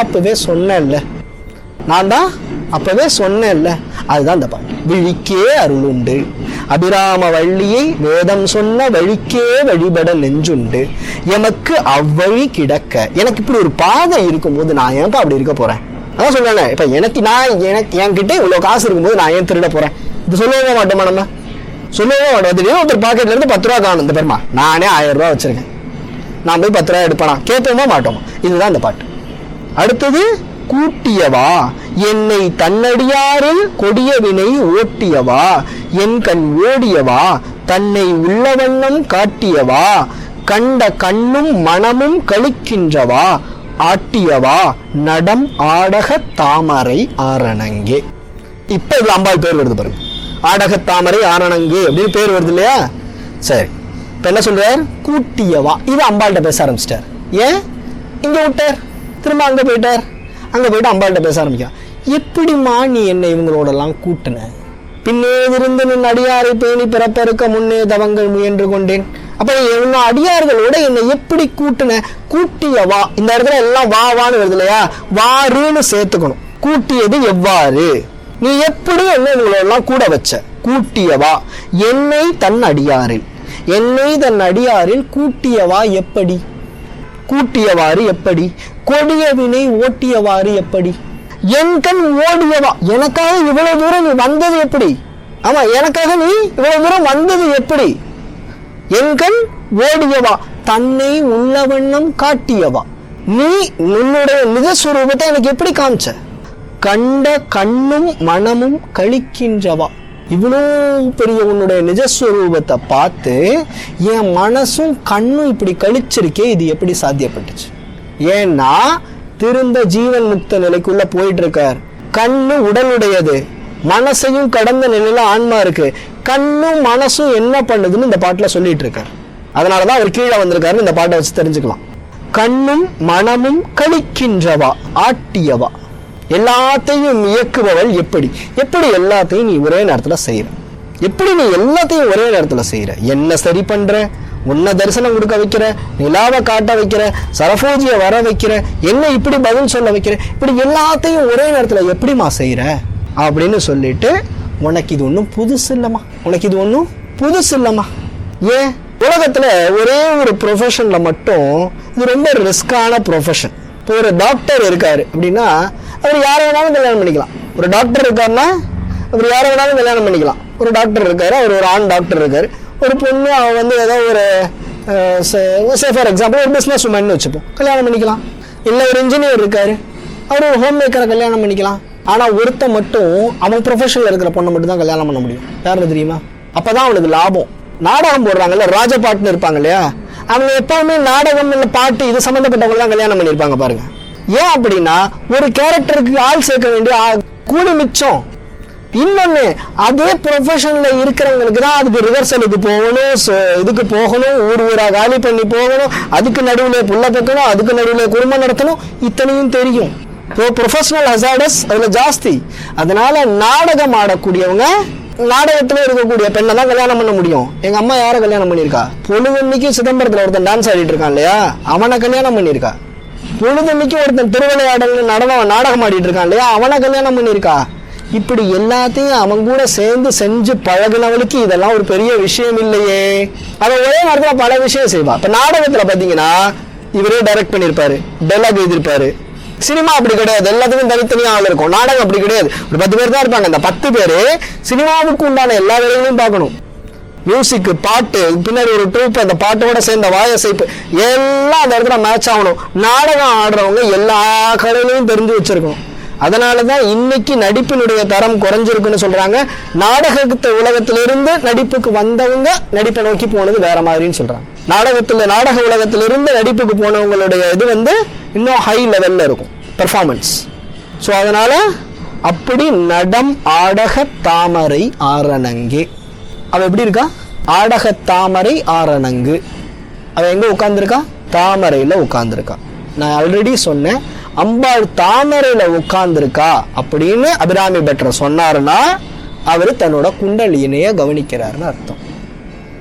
குண்டலினியில எந்த சக்கரத்துல எங்க இருக்கா, எப்படி போயிட்டு இருக்கா அப்படிங்கறத கவனிக்கிறாருன்னு அர்த்தம். திரும்ப கீழே வந்தாரா, திரும்ப உள்நோக்கி கவனிக்க ஆரம்பிக்கிறார். ஏன்னா இந்த ஒவ்வொன்றத்தையும் தனித்தனியா பிரிச்சிங்கன்னா ஒரு சக்கரத்தினுடைய தன்மை வரும். ஏன்னா கூட்டியவா, என்னை தன்னடியாரில் கூட்டியவா, கொடியவினை ஓடியவா, ஓட்டியவா, என்கண் ஓடியவா, தன்னை உள்ள வண்ணம் காட்டியவா, கண்ட மனமும் கண்ணும் மனமும் கழிக்கின்றவா, ஆட்டியவா. 6 வரும். இந்த 6 சக்கரத்துக்கும் இந்த 6 விஷயங்கள் பொருந்தும். அதை நான் உள்ள டீப்பா போனோம்னா பெருசா போயிடும், அதனால நான் போல. அணங்கே அணங்குகள் நின் பரிவாரங்கள் ஆகையினால் வணங்கேன் ஒருவரை வாழ்த்திலேன் நெஞ்சில் வஞ்சகரோடு இணங்கேன் எனது உனது என்றிருப்பார் சிலர் யாவரோடும் பிணங்கேன் அறிவொன்றிலேன் என் கண் நீ வைத்த பேரொழியே. என்ன சொல்றார்? அம்பாள் விழிக்க அருளுண்டு அபிராம வள்ளிக்குன்னு ஆரம்பிச்சார் இல்லையா? அம்பாள் பார்த்தா இல்லையா? மத்தவெல்லாம் நிலா பார்த்தான், அபிராமி பட்டர் என்ன பார்த்தார்? பொதுவா நம்ம ஒரு சீரியல் லைட்டருக்கு எரிஞ்சிட்டு இருக்குன்னு வச்சுக்கோங்க. பொதுவா வெளிச்சம் எரிஞ்சுட்டு நம்ம பார்க்க மாட்டோம். திடீர்னு ஒரு இடத்துல இப்படி பளிச்சுன்னுச்சுன்னா கவனிப்போம் இல்லையா? அந்த மாதிரி அம்பாள் இப்படி திரும்புறா, விழியோட கடையை பாக்குறார். அப்போ அம்பாளுடைய பார்வையில அவர் என்ன பார்த்தார்? நிலாவை மத்தவங்க பார்த்தாங்க, இவர் என்ன பார்த்தார்? இவர் தான் பொழுதுனைக்கு பௌர்ணமி பார்க்கிறவராச்சு. அந்த கடைக்கண் பார்வையில இருந்து அபிராமி பட்டருக்கு என்ன கிடைச்சது? அததான் சொல்றார். என்ன சொல்றார்?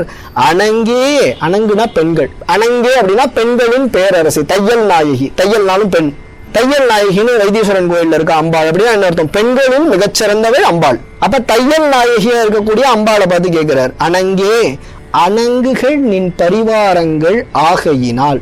எல்லா தேவதைகளும் உன்னோட பரிவாரத்துலதான் இருக்காங்க.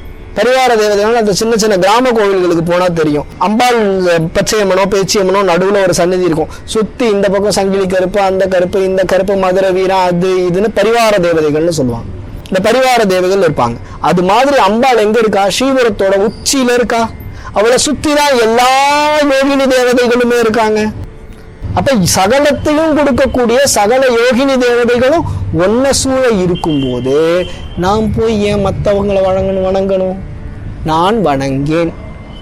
அணங்கே அணங்குகள் நின் பரிவாரங்கள் ஆகையினால் வணங்கேன் ஒருவரை, ஒன்ன தவிர வேற யாரையும் வணங்கேன். வாழ்த்துகிறேன், நெஞ்சில் வாழ்த்துகிறேன். இங்க வாழ்த்துகிறேன் நெஞ்சில் இருக்கு. அந்த நெஞ்சில தூக்கி முன்னாடி போடணும், கொண்டு கூட்டு பொருள்கள்னு பேரு. நெஞ்சில தூக்கி முன்னாடி போட்டீங்கன்னா நெஞ்சில் வாழ்த்துகிறேன். மனசால கூட வாழ்த்த மாட்டேன், மனசால கூட வாழ்த்த மாட்டேன். ஏன்னா இப்ப பல பேர் பாத்தீங்கன்னா வைஷ்ணவ சம்பிரதாயத்துல இருப்பாங்க. கணபதி ஹோமம் பண்ண வேண்டி இருக்கும். கணபதி ஹோமத்துல சிவபரமா மந்திரங்கள் இருக்கும். அவங்களுடைய சித்தாந்தத்துக்கும் அவங்க சொல்லக்கூடிய சங்கல்பத்துக்கும் சம்பந்தம் இல்லாம இருக்கும். அவங்க மனசு அதுல பொருந்தாது. ஆனா இவரு மனசால கூட எனக்கு அப்படி ஒரு டிஸ்கிரிபன்சி வராதுமா, ஒரு டிசனன்ஸ் வராதுமா. அதனால நெஞ்சில் வாழ்த்துகிறேன், வஞ்சகரோடு இணங்கேன். வஞ்சகரோடு இணங்கேன். நான் வஞ்சகர்களோட போய் சேர மாட்டேன். யார் வஞ்சகர்கள்? வஞ்சகர்னா யார்? யார் வஞ்சகர் தெரியுமா? யாரு இது என்னோடது அது உன்னோடதுன்னு பேசுறாங்களோ அவங்க எல்லாருமே வஞ்சகர்கள்ட்டாங்க. எனது உனது என்றிருப்பார் சிலர், அவங்கெல்லாம் வஞ்சகர்கள். அந்த வஞ்சகர்களோடு இணங்க மாட்டேன். யோசிச்சு பாருங்க, நம்ம எல்லாருமே எனது உனதுன்னு பேசியிருக்கோம். நம்ம எல்லாருமே பேசியிருக்கோம்ல, எல்லாருமே பேசியிருக்கோம். என் டம்ளர்ல ஒரு காஃபி சொல்றோம்ல, இது எங்காத்து செடி சொல்றோம்ல. என்ன என்னது செடி, எனது உனது. உங்காத்து துணியை எங்க குழியில காய போடாது. அப்ப எல்லா இடத்துலயும் எனது உனது எனது உனது எனது உனதுன்னு தான் நம்மளோட டிரான்சாக்சன் முழுக்கவே இருக்கு. இந்த டிரான்சாக்சன் எவனுக்கு இருக்கோ அவன் எல்லாம் வஞ்சகன்ட்டார். ஏன்? எனது உனதுன்னு ஒரு டிரான்சாக்சனே கிடையாது, எல்லாமே அவளது. எல்லாமே அவளது. கடவுள் 2 நேரத்துல ரொம்ப விழுந்து விழுந்து சிரிக்கிறாராம். எப்பன்னு தெரியுமா? 2 சந்தர்ப்பத்துல கடவுள் விழுந்து விழுந்து சிரிக்கிறார். எப்போனா டாக்டர் அங்கேருந்து வந்து சொல்லுவார், கவலைப்படாதீங்க நான் பார்த்துக்கிறேன், கவலைப்படாதீங்க நான் பார்த்துக்கிறேன் அப்படின்னு சொல்லும் போது கடவுள் சிரிக்கிறார். டேய் என்ன பார்த்துக்குவேன், அவனுக்கு இன்னும் 3 நிமிஷம் தான் பாக்கி, நீ என்ன பார்த்துக்கிறது அப்படின்னு கடவுள் விழுந்து சிரிப்பார். என்னடா ஜோக் அடிச்சுட்டு இருக்க, அது என் கையில இருக்குடா அப்படின்னு கடவுள் சிரிப்பாராம். அடுத்தது அவன் ஒரு அடி வேலையை தள்ளி போட்டிருக்கான், என்னன்னு பாரு, அப்படி இல்லாட்டி போய் கம்ப்ளைண்ட் கொடு அப்படின்னு சொல்லும்போது, டேய் அந்த ஒரு அடியில் அவனும் படுக்க முடியாது நீயும் படுக்க முடியாது, உங்க 2 பேருக்கும் வேற இடத்துல 6 அடி வச்சிருக்கேன், அந்த வேற இடத்துல 6 அடி வச்சிருக்கேன், அதுதான் உன்னோடது அப்படின்னு கடவுள் சிரிப்பாராம். ஏன்னா நீ என்னமோ இது உன்னோடதுங்கிற, அது அவனோடதுங்கிற, இது உன்னோடதும் கிடையாது அது அவனோடதும் கிடையாது, இன்னும் 2 தலைமுறைக்கு அப்புறம் இது எவனோடதோ, அடுத்த ஆட்சி காலம் வந்துச்சுன்னா இது வேற எவனோடதோ, இது உன்னோடது என்னோடதுன்னு அடிச்சுட்டு இருக்கேன்னு கடவுள் சிரிப்பாராம். அப்ப இந்த எனது உனதுன்னு சொல்றவங்க யாரா இருந்தாலும் அவங்க வஞ்சகர்கள். எல்லாமே அவளது எல்லோருடையது அப்படின்னு யார் சொல்றாங்களோ அவங்களுக்கு கடவுள் கூட இருப்பான், அவங்களுக்கு கடவுள் கூட இருப்பான். ஏன்? அதுதான் வஞ்சகமற்ற தன்மை, அதுதான் வஞ்சகமற்ற தன்மை. இணங்கேன் எனது உனது என்றிருப்பார் சிலர் அப்படின்னு. ஏன் சிலர்னு சொன்னாரு? அவர் காலத்திலையும் பலர் தான். அவரு சிலர்னு ஏன் சொல்றாருன்னா, இப்ப நான் பிளைட்ல இருந்து பூமியை பாக்குறேன்னு வச்சுக்கோங்க, எனக்கு நிறைய பேர் தெரிவாங்களா, கொஞ்சம் பேர் தெரிவாங்களா? எனக்கு கொஞ்சம் தான் தெரிவாங்க. அதோ வண்டி கார் போயிட்டு இருக்குடா, லாங்ல தெரியும். இப்ப அவர் எந்த நிலையில இருக்காரு? ஜீவன் முக்த நிலையில இருக்காரு. அப்ப இந்த உலகம் முதல்ல தெரியுமா அவருக்கு? தெரியாது. ஏதோ கொஞ்சம் லேசா இந்த ஆரவாரத்தினால கீழே வந்ததுனால தெரியுது, அதனால சிலர்னு சொன்னார். யாவரோடும் பிணங்கேன், ஆனாலும் எவங்கிட்டையும் சண்டை போட மாட்டேன். அவன் வேலையை பார்த்துட்டு இருக்கட்டும், ஏன் வேலை அது இல்லை, என் வேலை அது இல்லை. இப்ப இவரும் என்னதுன்னு சொன்னாரா? இப்ப ஏன் வேலைன்னு சொன்னா இவரும் என்னதுன்னு சொன்னார்னு ஆயிடும்ல. இப்ப யாவரோடும் பிணங்கேன், ஏன் பிணங்க மாட்டேன்? நான் அவங்கிட்ட போய் எப்பா எனது உனதுன்னு எதுவும் இல்லை, எல்லாமே அம்பாலோடது அப்படின்னு கேட்டா உனக்கு யாரியா சொன்னான்னு கேட்பான். உனக்கு யாரியா சொன்னா? பார் இந்த டாக்குமெண்ட் இருக்கு, இது என்னோட நிலம், இந்த மாதிரி இது பட்டா இருக்கு, இது என்னோட நிலம் அப்படின்னு அவன் பேசுவான். அவனுக்கு பதில் பேசுறதுக்கு எனக்கு அறிவில்லை, எனக்கு அறிவில்லை. அறிவொன்று இலேன் என் கண் நீ வைத்த பேரொளியே. அவ பார்த்தது அப்படி ஓரக்கண்ணாட தான் பார்த்தா, ஆனா அதுல இருந்து பேரொளி வந்துச்சான். மற்றவங்களுக்குலாம் நிலா ஒளி மட்டும்தான் வந்துச்சு, இவருக்கு மட்டும்தான் பேரொளி வந்துச்சு. அந்த பேரொளியில இதெல்லாம் நான் தெரிஞ்சுக்கிட்டேன், அதனால இனிமேல் என் வேலை வேற அப்படிங்கிறத முடிவு பண்ணார். அழியார் கமலத்தில் ஆரணங்கே அகிலாண்டமும் நின் ஒளியாக நின்ற ஒளிர் திரு மேனியை உள்ளுதொரும் களியாகி அந்தகரணங்கள் விம்மி கரை புரண்டு வெளியாய்விடன் எங்கனே மறப்பேன் நின் விறகினையே. இப்ப கொஞ்சம் கொஞ்சம் கொஞ்சம் கொஞ்சமா அம்பாளுக்குள்ள திரும்ப போக ஆரம்பிக்கிறார். என்ன சொல்றார்? அழியார் கமலத்தில் ஆரணங்கே, சின்னன்னு இருக்கக்கூடிய தாமரையில் வீற்றிருக்கக்கூடிய ஆரணங்கு, பெண்களில் சிறந்தவளான அம்பிகையே. அது எப்படி இருக்கா? அகிலாண்டமும் நின் ஒளியாய் நின்ற ஒளிர் திரு மேனியை உள்ளுதொரும். மொத்த அண்ட சராசரங்களுடைய ஒளியை எல்லாம் ஒன்னா திரட்டி அதை வச்சு ஒரு உருவம் பண்ணா எப்படி ஒரு உருவம் இருக்குமோ அப்படிப்பட்ட ஒன்ன நினைக்கிறப்பெல்லாம் உள்ளுதொரும் களியாகி அந்தகரணங்கள் விம்மி கரை புரண்டு வெளியாய்விடின். இதெல்லாம் இந்த ஒரு விஷயத்தை நினைக்கும் போதே என்னோட குண்டலினி ஜிவ்வுன்னு மேல போயிடுறது. என்னுடைய புலன்களை கடந்து நான் என்னோட அந்தகரணங்களை கடந்து வெளியில போயிடுறேன். இந்த அந்தகரணங்கள் வலுவிழந்து போயிடுது. விம்மி விம்மி விதிர் விதிர்த்து மெய்தான் உருகி கைதான் நெகிழ விடேன் அப்படின்னு நம்ம மாணிக்கவாசகர் பாட்டு நான் ஆல்ரெடி சொல்லியிருக்கேன். அந்த மாதிரி காதலாகி கசிந்து கண்ணீர் மல்கி இந்த அந்தகரணங்கள் எல்லாம் செயலிழந்து, அதாவது இந்த பஞ்ச தன்மாத்திரைகள் கருவிகள், நம்ம உடல்ல இருக்கக்கூடிய கருவிகள் எல்லாம் செயலிழந்து என் ஆன்மா இந்த உடலை கடந்த நிலைக்கு வெளியாய்விடின் எங்கனமே மறப்பேன் நின் விறகினையே. எங்கனமே மறப்பேன் நின் விறகினையே. நம்ம எல்லாருக்கும் வாழ்க்கையில ஒரு தடவையாவது எலக்ட்ரிக் ஷாக் அடிச்சிருக்கோம். அடிச்சிருக்கா? எப்படி இருந்துச்சு? எக்ஸ்பிளைன் பண்ணுங்க. விருது இருந்துச்சா? சுரீர்னா ஊசி குத்துற மாதிரியா? வேற எப்படி இருந்துச்சு? காலில் இருந்து என்ன பண்ற மாதிரி இருந்துச்சு? சுளுக்கு வலிக்கிற மாதிரி இருந்துச்சா? அப்புறம் வேற எப்படி இருந்துச்சு? தள்ளி விடுற மாதிரி காலில் இருந்துச்சா? என்ன இருந்துச்சு? எப்படி இருந்துச்சு? உங்களுக்கு தானே ஷாக் அடிச்சது. அந்த உணர்வு உங்கள்கிட்ட தானே கேட்குறேன். நீங்கள் சொல்லுங்க பார்ப்போம், எப்படி இருந்தது ஷாக் அடிச்சது? இப்போ அந்த விஷயத்த என்னன்னு சொல்ல முடியாது, ஆனால் அந்த விஷயம் உங்களுக்கு மறக்கவும் இல்லையா?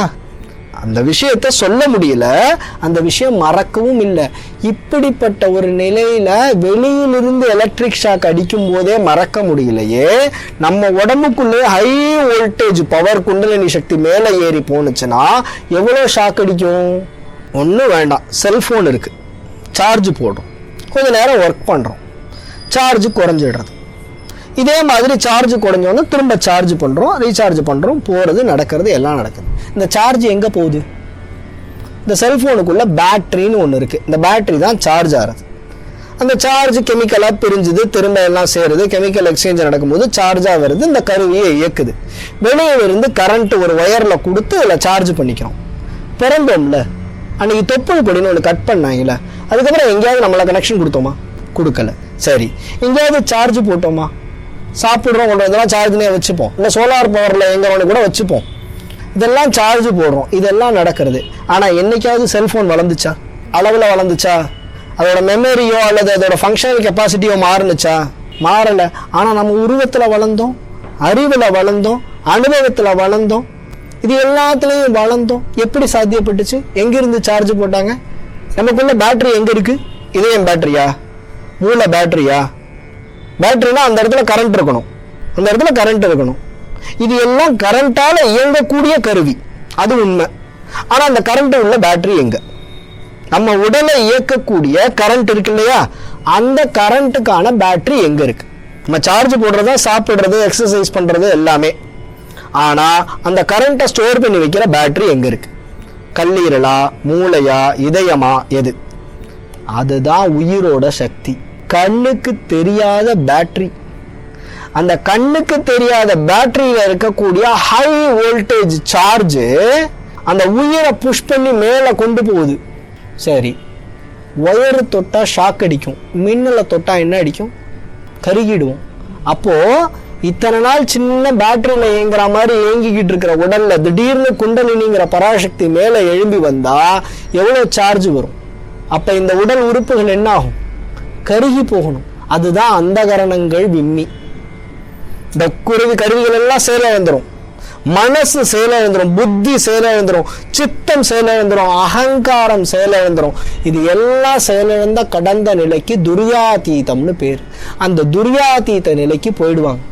அந்த துரியாதீத நிலைக்கு போயிட்டா என்ன ஆகும்? அந்த நிலையை மறக்க முடியாது. ஆனா எப்படின்னு எக்ஸ்பிளைன் பண்ணவும் முடியாது. எக்ஸ்பிளைன் பண்ண முடியாத நான் மட்டும் எப்படி சொல்ல முடியும்? இதுதான் கண்டவர் விண்டிலர், விண்டவர் கண்டிலர். அதான் சொல்றேனே, கரண்ட் ஷாக் அடிக்கிறத எக்ஸ்பிளைன் பண்ண முடியல.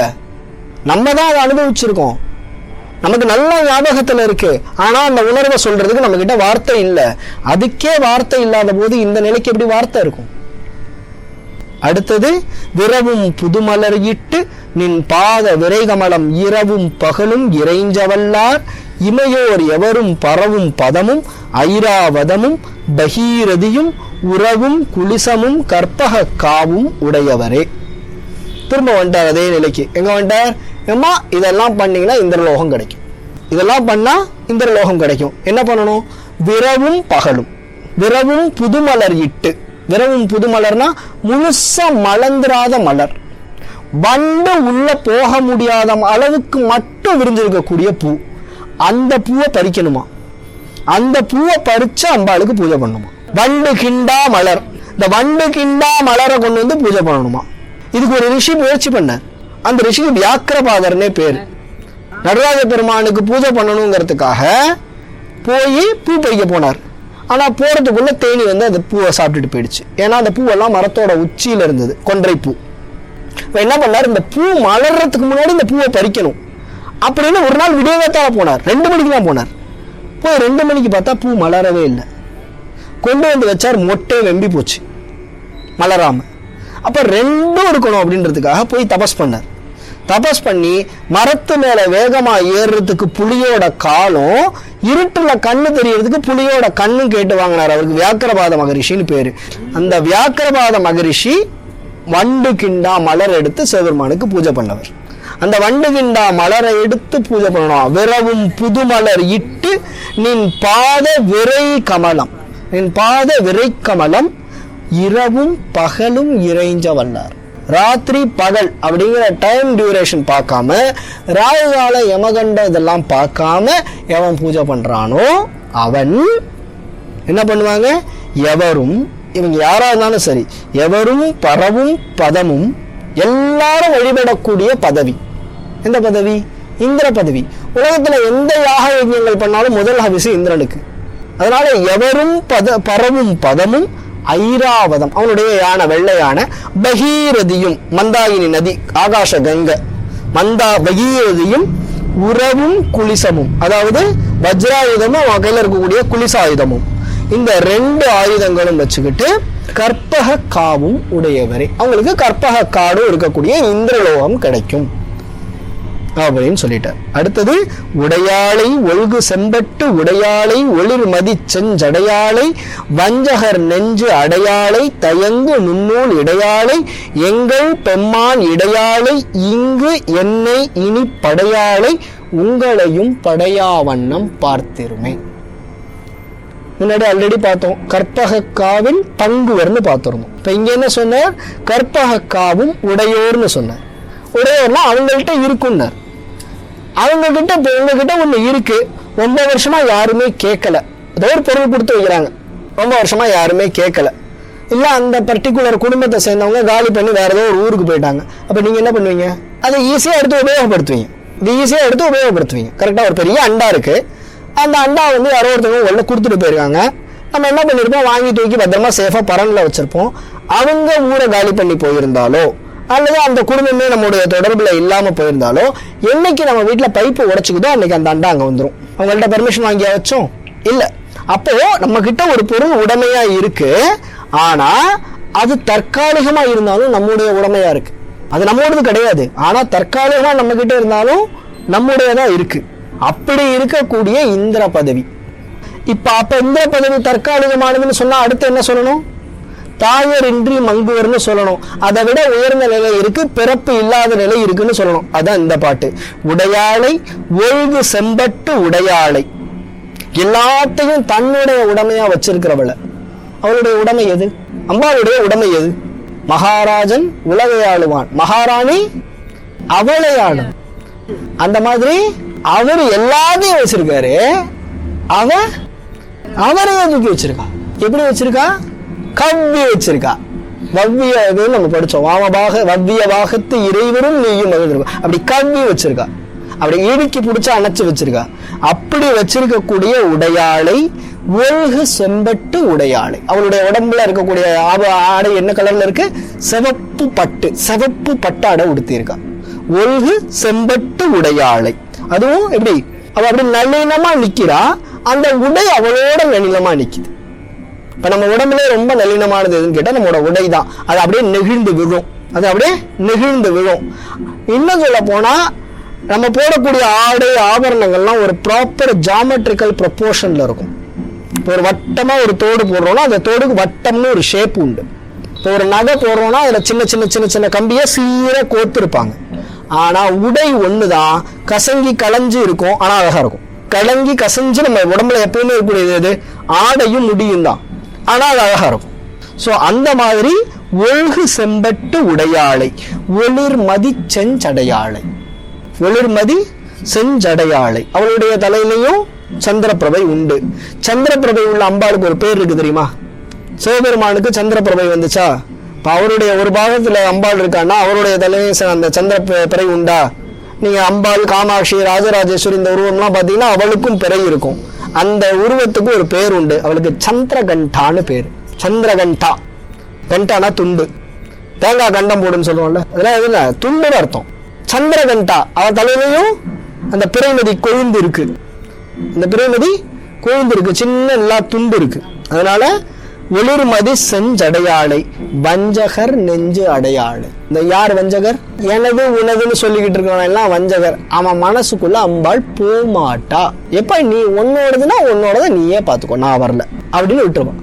அதனால முன்னாடியே சொன்னேன், யார் இந்த எனதையும் உனதையும் விட்டு அவளோடது எல்லாரோடதுங்கிற முடிவுக்கு வராங்களோ அவங்களுக்கு தெய்வம் கூட வந்து நிற்கும். எனது உனதுன்னு சொன்னா அந்தாண்ட போயிடும், நீயே பாத்துக்க அப்படின்னு விட்டுட்டு அந்தாண்ட போயிடும். அதனால வஞ்சகர் நெஞ்சு அடையாளை தயங்கு நுண்ணூல் இடையாளை. ஒரு நூலை மேல இருந்து பிடிச்சா கீழே நேர தொங்கும், கீழே இருந்து பிடிச்சா அப்படியே வளைஞ்சு சைங்கன்னு உடிஞ்சு வரும் இல்லையா, அதான் தயங்கி விழறது. இப்படி தயங்கி விழுதான். நேரா மேல பிடிச்சோம்னா நேர நிக்கக்கூடிய நூல், கீழே பிடிச்சோம்னா தயங்கி விழும். அந்த மாதிரி இருக்கா அம்பாளோட இடை. தயங்கு நுண்ணூல் இடையாளை எம் பெம்மான் இடையாளை. எங்க சிவபெருமானோட இடது பக்கத்தை வச்சிருக்க கூடியவர் எம் பெம்மான் இடையாளை. என்னை இனி படையாளை. இனிமேல் எனக்கு பிறப்பு கிடையாது, ஏன்னா நான் ஜீவன் முக்த நிலையில இருக்கேன், எனக்கு பிறப்பு கிடையாது. சொல்றார், உங்களையும் படையா வண்ணம் பார்த்திருமே, உங்களையும் படைச்சிராம பார்த்துக்கோங்கப்பா. எப்ப எனக்கு பிறப்பு கிடையாது, நான் சொல்லிட்டேன். உங்களையும் பிறக்காம இருக்கிறதுக்கு என்ன பண்ணணுமோ அதை பண்ணி நீங்களே பார்த்து சந்தோஷமா ஒழுங்கா இருந்துக்கங்க அப்படின்னு சொல்றேன். ஏன் இப்ப இந்த பாட்டெல்லாம் கொஞ்சம் கவனிச்சிங்கன்னா தெரியும். அம்பாளோட உருவத்தை பார்த்தேன், மனசுல இருந்து அடுத்து யோசிச்சேன், அடுத்தது இப்ப நீங்களும் நல்லா இருங்கப்பா அப்படின்னு வாழ்த்தனேன்னு வரும். இது எல்லாமே ஒரு சக்கரத்தோட நிலை. அப்ப ஜீவன் முக்த நிலையில திரும்ப அவரு மேல போயிட்டு இருக்காருங்கிறது இந்த பாட்டுல தெரியும். பார்க்கும் திசைதொறும் பாசாங்குசமும் பனிச்சிறை வண்டு ஆர்க்கும் புதுமலர் ஐந்தும் கரும்பும் என் அல்லலெல்லாம் தீர்க்கும் திரிபுரையாள் திருமேனியும் சிற்றிடையும் வார் குங்கும முளையும் முளைமேல் முத்து மாலையுமே. இந்த பாட்டை எப்படி படிக்கணும்னா இப்படி படிக்கணும். பாசாங்குசமும் பனிச்சிறை வண்டும் ஆர்க்கும் புதுமலர் ஐந்தும் கரும்பும் என் அல்லலெல்லாம் தீர்க்கும் திரிபுரையாள் திருமேனியும் சிற்றிடையும் வார் குங்கும முளையும் முத்து மாலையுமே பார்க்கும் திசையெங்குமே. நான் பார்க்கிற திசையில எல்லாம் என்ன தெரியுது? அம்பாளோட முழு உருவம் தெரியுது. அந்த உருவத்துல என்ன இருக்கு? பாசாங்குசம் இருக்கு, வண்டு மொக்கக்கூடிய 5 புது மலர் இருக்கக்கூடிய மலர் கணைகள் இருக்கு, அடுத்தது கரும்பு இருக்கு, என்னோட தோரையெல்லாம் தீர்க்கக்கூடிய திரிபுரையான அம்பாளுடைய சிகப்பு நிறமான திருமேனி இருக்கு, அடுத்தது அவளுடைய சின்ன இடை இருக்கு, அவளுடைய குங்கும முளைகள் இருக்கு. இது எனக்கு பார்க்கிற திசையிலெல்லாம் தெரியுது. முன்னாடி வெறும் ஒரு பாஸ்போர்ட் சைஸ் போட்டோ மாதிரி அம்பாளை பார்த்தாரா? இப்ப எல்லா திசையிலையும் அம்பாளை பாக்குறாரா? அப்ப கொஞ்சம் கொஞ்சமா ஒரு மேல எலிவேட் ஆகி போறாருங்கிறது இந்த 2 பாட்டுலயுமே உங்களுக்கு ஈஸியா புரிஞ்சிருக்கும். என்னை இனி படையாளை உங்களையும் படையா வண்ணம் பார்த்திருமேன்னு ஒரு வார்னிங் சைன் கொடுத்துட்டு அடுத்த நிலை என்ன சொல்லிட்டாரு? இந்த நிலையில இருந்து எங்கேயோ மேல போயிட்டார். அன்னைக்கே நான் சொன்னேன், அநாகதம் வரையிலும் குண்டலினி வரும்போது திரும்பி கீழே போக வாய்ப்பு உண்டு. அநாகதத்தை தாண்டி விசுக்தி நிலைக்கோ ஆக்ஞா நிலைக்கோ வந்துருச்சுன்னா திரும்ப போகாது.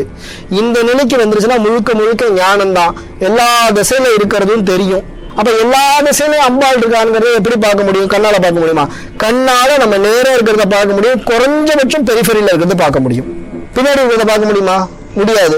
எல்லா திசையிலையும் அம்பாள் தெரியுறான்னா அப்ப அவரு கண்ணால பார்க்கலன்னு தெரியுதா? சரி, மனசால எல்லா திசையும் ஒரே நேரத்துல நினைக்க முடியுமா? மனசாலையும் எல்லா திசையையும் ஒரே நேரத்துல நினைக்க முடியாது. அப்ப கண்ணை கடந்து மனசை கடந்து ஆன்ம நிலைக்கு அவர் போயிட்டார், திரும்ப ஜீவன் முக்த நிலைக்கு போயிட்டார். அப்படிங்கிறது இந்த பாட்டுல தெரியாது இல்லையா? பார்க்கும் திசைதோறும் பாசாங்குசமும் பனிச்சிறை வண்டு ஆர்க்கும் புதுமலர் ஐந்தும் கரும்பும் என் அல்லலெல்லாம் தீர்க்கும் திரிபுரையாள் திருமேனியும் சிற்றிடையும் வார் குங்கும முளையும் முளைமேல் முத்து மாலையுமே. மாலையன் தேட மறை தேட வானவர் தேட நின்ற காலையும் சூடக கையும் கொண்டு கதித்த கப்பு வேளை வெங்காலன் என்மேல் விடும்போது வெளினில் கண்டாய் பாலையும் தேனையும் பாகையும் போலும் பனிமொழியே. திரும்பவும் யமன் வரும்போது வெளியில நில்லுன்னு சொல்றேன். அங்க நானே நிறுத்திட்டேன் மறித்தேன் மரளி வருகின்ற நேர்வழி மறித்தேன்னு சொல்லிட்டார். இப்ப இங்க என்ன சொல்றார்? இப்ப ஜீவன் முக்த நிலைக்கு போயிட்டார்ல, அப்ப எதுக்கு திரும்ப யமனை பத்தி பாடணும்? நான் ஜீவன் முக்த நிலைக்கு போயிட்டமா, ஆனா நான் இந்த நிலைக்கு போயிட்டேங்கிற அறிவு யமனுக்கு கிடையாதுமா. அதனால நீ பாத்துக்கோ, நான் ஜீவன் முக்த நிலைக்கு போயிட்டேன், அது எனக்கும் உனக்கும் தெரியும், அவனுக்கு எப்படி தெரியும்? அறிவு கேட்டவன். அதனால நான் உன் நினைவுல இருக்கேன், எனக்கு 360 டிகிரி நீ தான் தெரியல. நான் அவன் வரும்போது அவனை மட்டும் பார்க்க கூட மாட்டேன், ஆனா உனக்கு எல்லாம் தெரியும், நீ அவன்கிட்ட சொல்லிடு அப்படின்னு இந்த பாட்டை பொருள் கொள்ளணும். ஏன்? மால் அயன் தேட மறை தேட வானவர் தேட நின்ற காலையும். யாரும் அம்பாளெல்லாம் அம்பாளை எல்லாருமே வணங்குறாங்கன்னு சொன்னோம், ஆனா அம்பாளை எத்தனை பேர் தேடுறாங்களாம்? இவருக்கு 360 தெரியுற அம்பாளை பல பேர் தேடுறாங்க. யார் தேடுறாங்க? சும்மா சாதாரண ஆளுங்கெல்லாம் தேடல, மால் அயன் நாராயணனும் பிரம்மவும் தேடுறாங்க. அடுத்தது மறை தேட வேதம் தேடுது.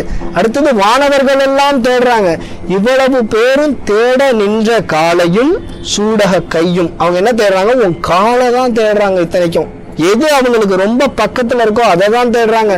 உன் தலையையோ நெத்தியையோ தேடல, உன் தலையையோ நெத்தியையோ அவங்க தேடல, அவங்களுக்கு ரொம்ப பக்கத்துல இருக்கிற உன் காலை தான் தேடுறாங்க. ஏன்? அருமறைகள் பழகிச்சு வந்த பதாம்புயம். அவன் அந்த வேதத்து மேலதான் நடந்து போறான், ஆனா அந்த வேதத்துக்கே அந்த திருவடி எப்படி இருக்குன்னு தெரியாதான். சீதை பூமாதேவியோட பொண்ணு, ஆனா பூமாதேவி சீதையினுடைய காலை பார்த்ததே இல்லையா. ஏன்னா அவ அவ்வளவு மெதுவா நடப்பாளாம், பூமியிலே கால் படாத மாதிரி அப்படின்னு கம்பர் பாட்டு. பூமி மேல கால் படாத மாதிரி நடப்பாளாம். பெண்கள் எப்படி நடக்கணுங்கிறதுக்கு அது இலக்கணம்.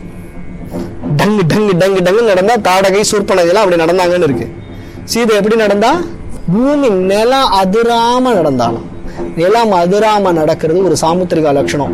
இன்னொன்னு, நிலம் அதிராம நடந்தா ஆயுள் நிறைய இருக்கும். நிலம் அதிராம நடந்தா ஆயுள் நீடித்து இருக்கும். ஏன்னா நம்மளோட நர்வ் எண்டிங்ஸ் எல்லாம் இங்கதான் இருக்கு, நர்வ் எண்டிங்ஸ் எல்லாம் இங்கதான் இருக்கு. இது வேகமா அடிக்கடி இதுல மோதிக்கிட்டே இருந்தா அந்த நர்வ்ஸ் எல்லாம் வீக் ஆகுமா? அப்ப உடல்ல அங்கங்க உபாதைகள் தோன்றும்.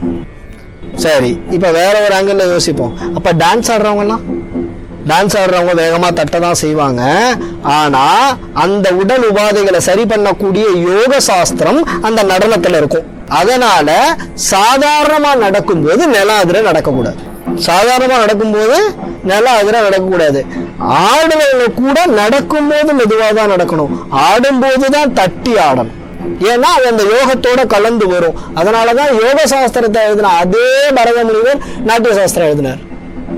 யோக சாஸ்திரம் எழுதின அதே பதஞ்சலி முனிவர் நாட்டிய சாஸ்திரத்துக்கு இலக்கணம் வகுத்து கொடுத்தார்.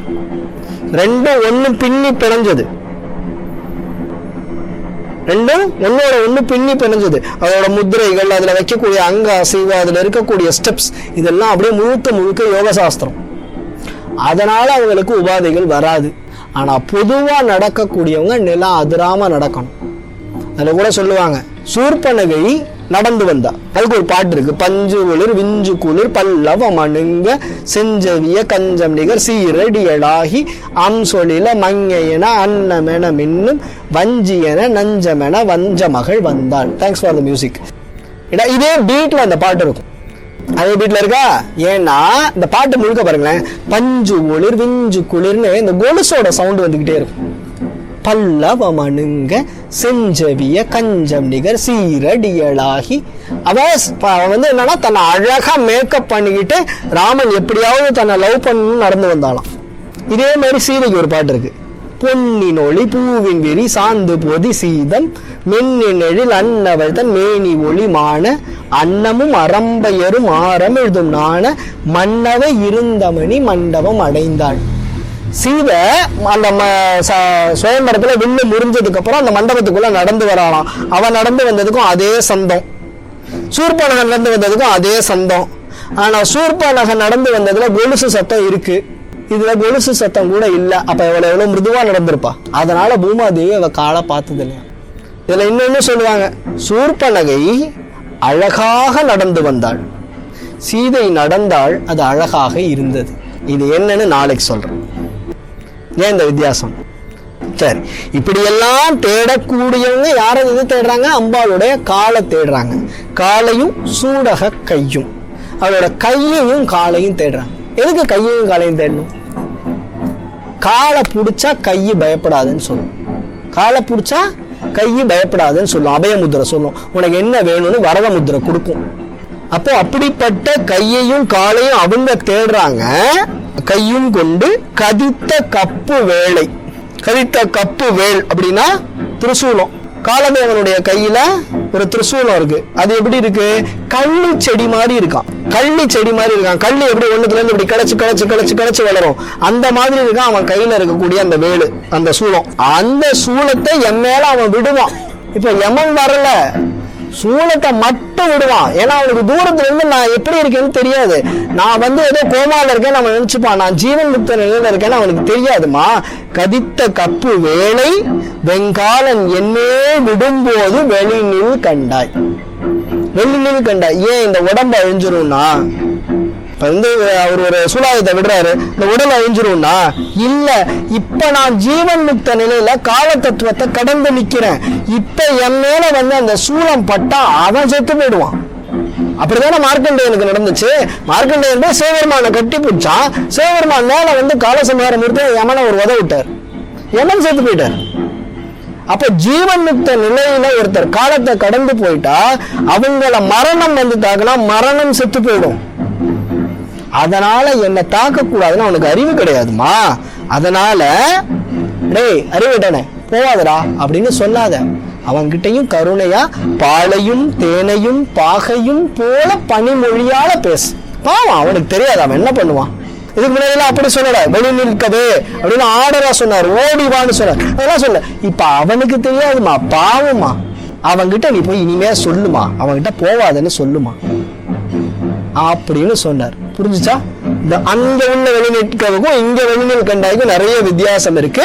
சோ இப்போ இந்த இடத்துல அடுத்த பாட்டோட முடிக்கிறேன்.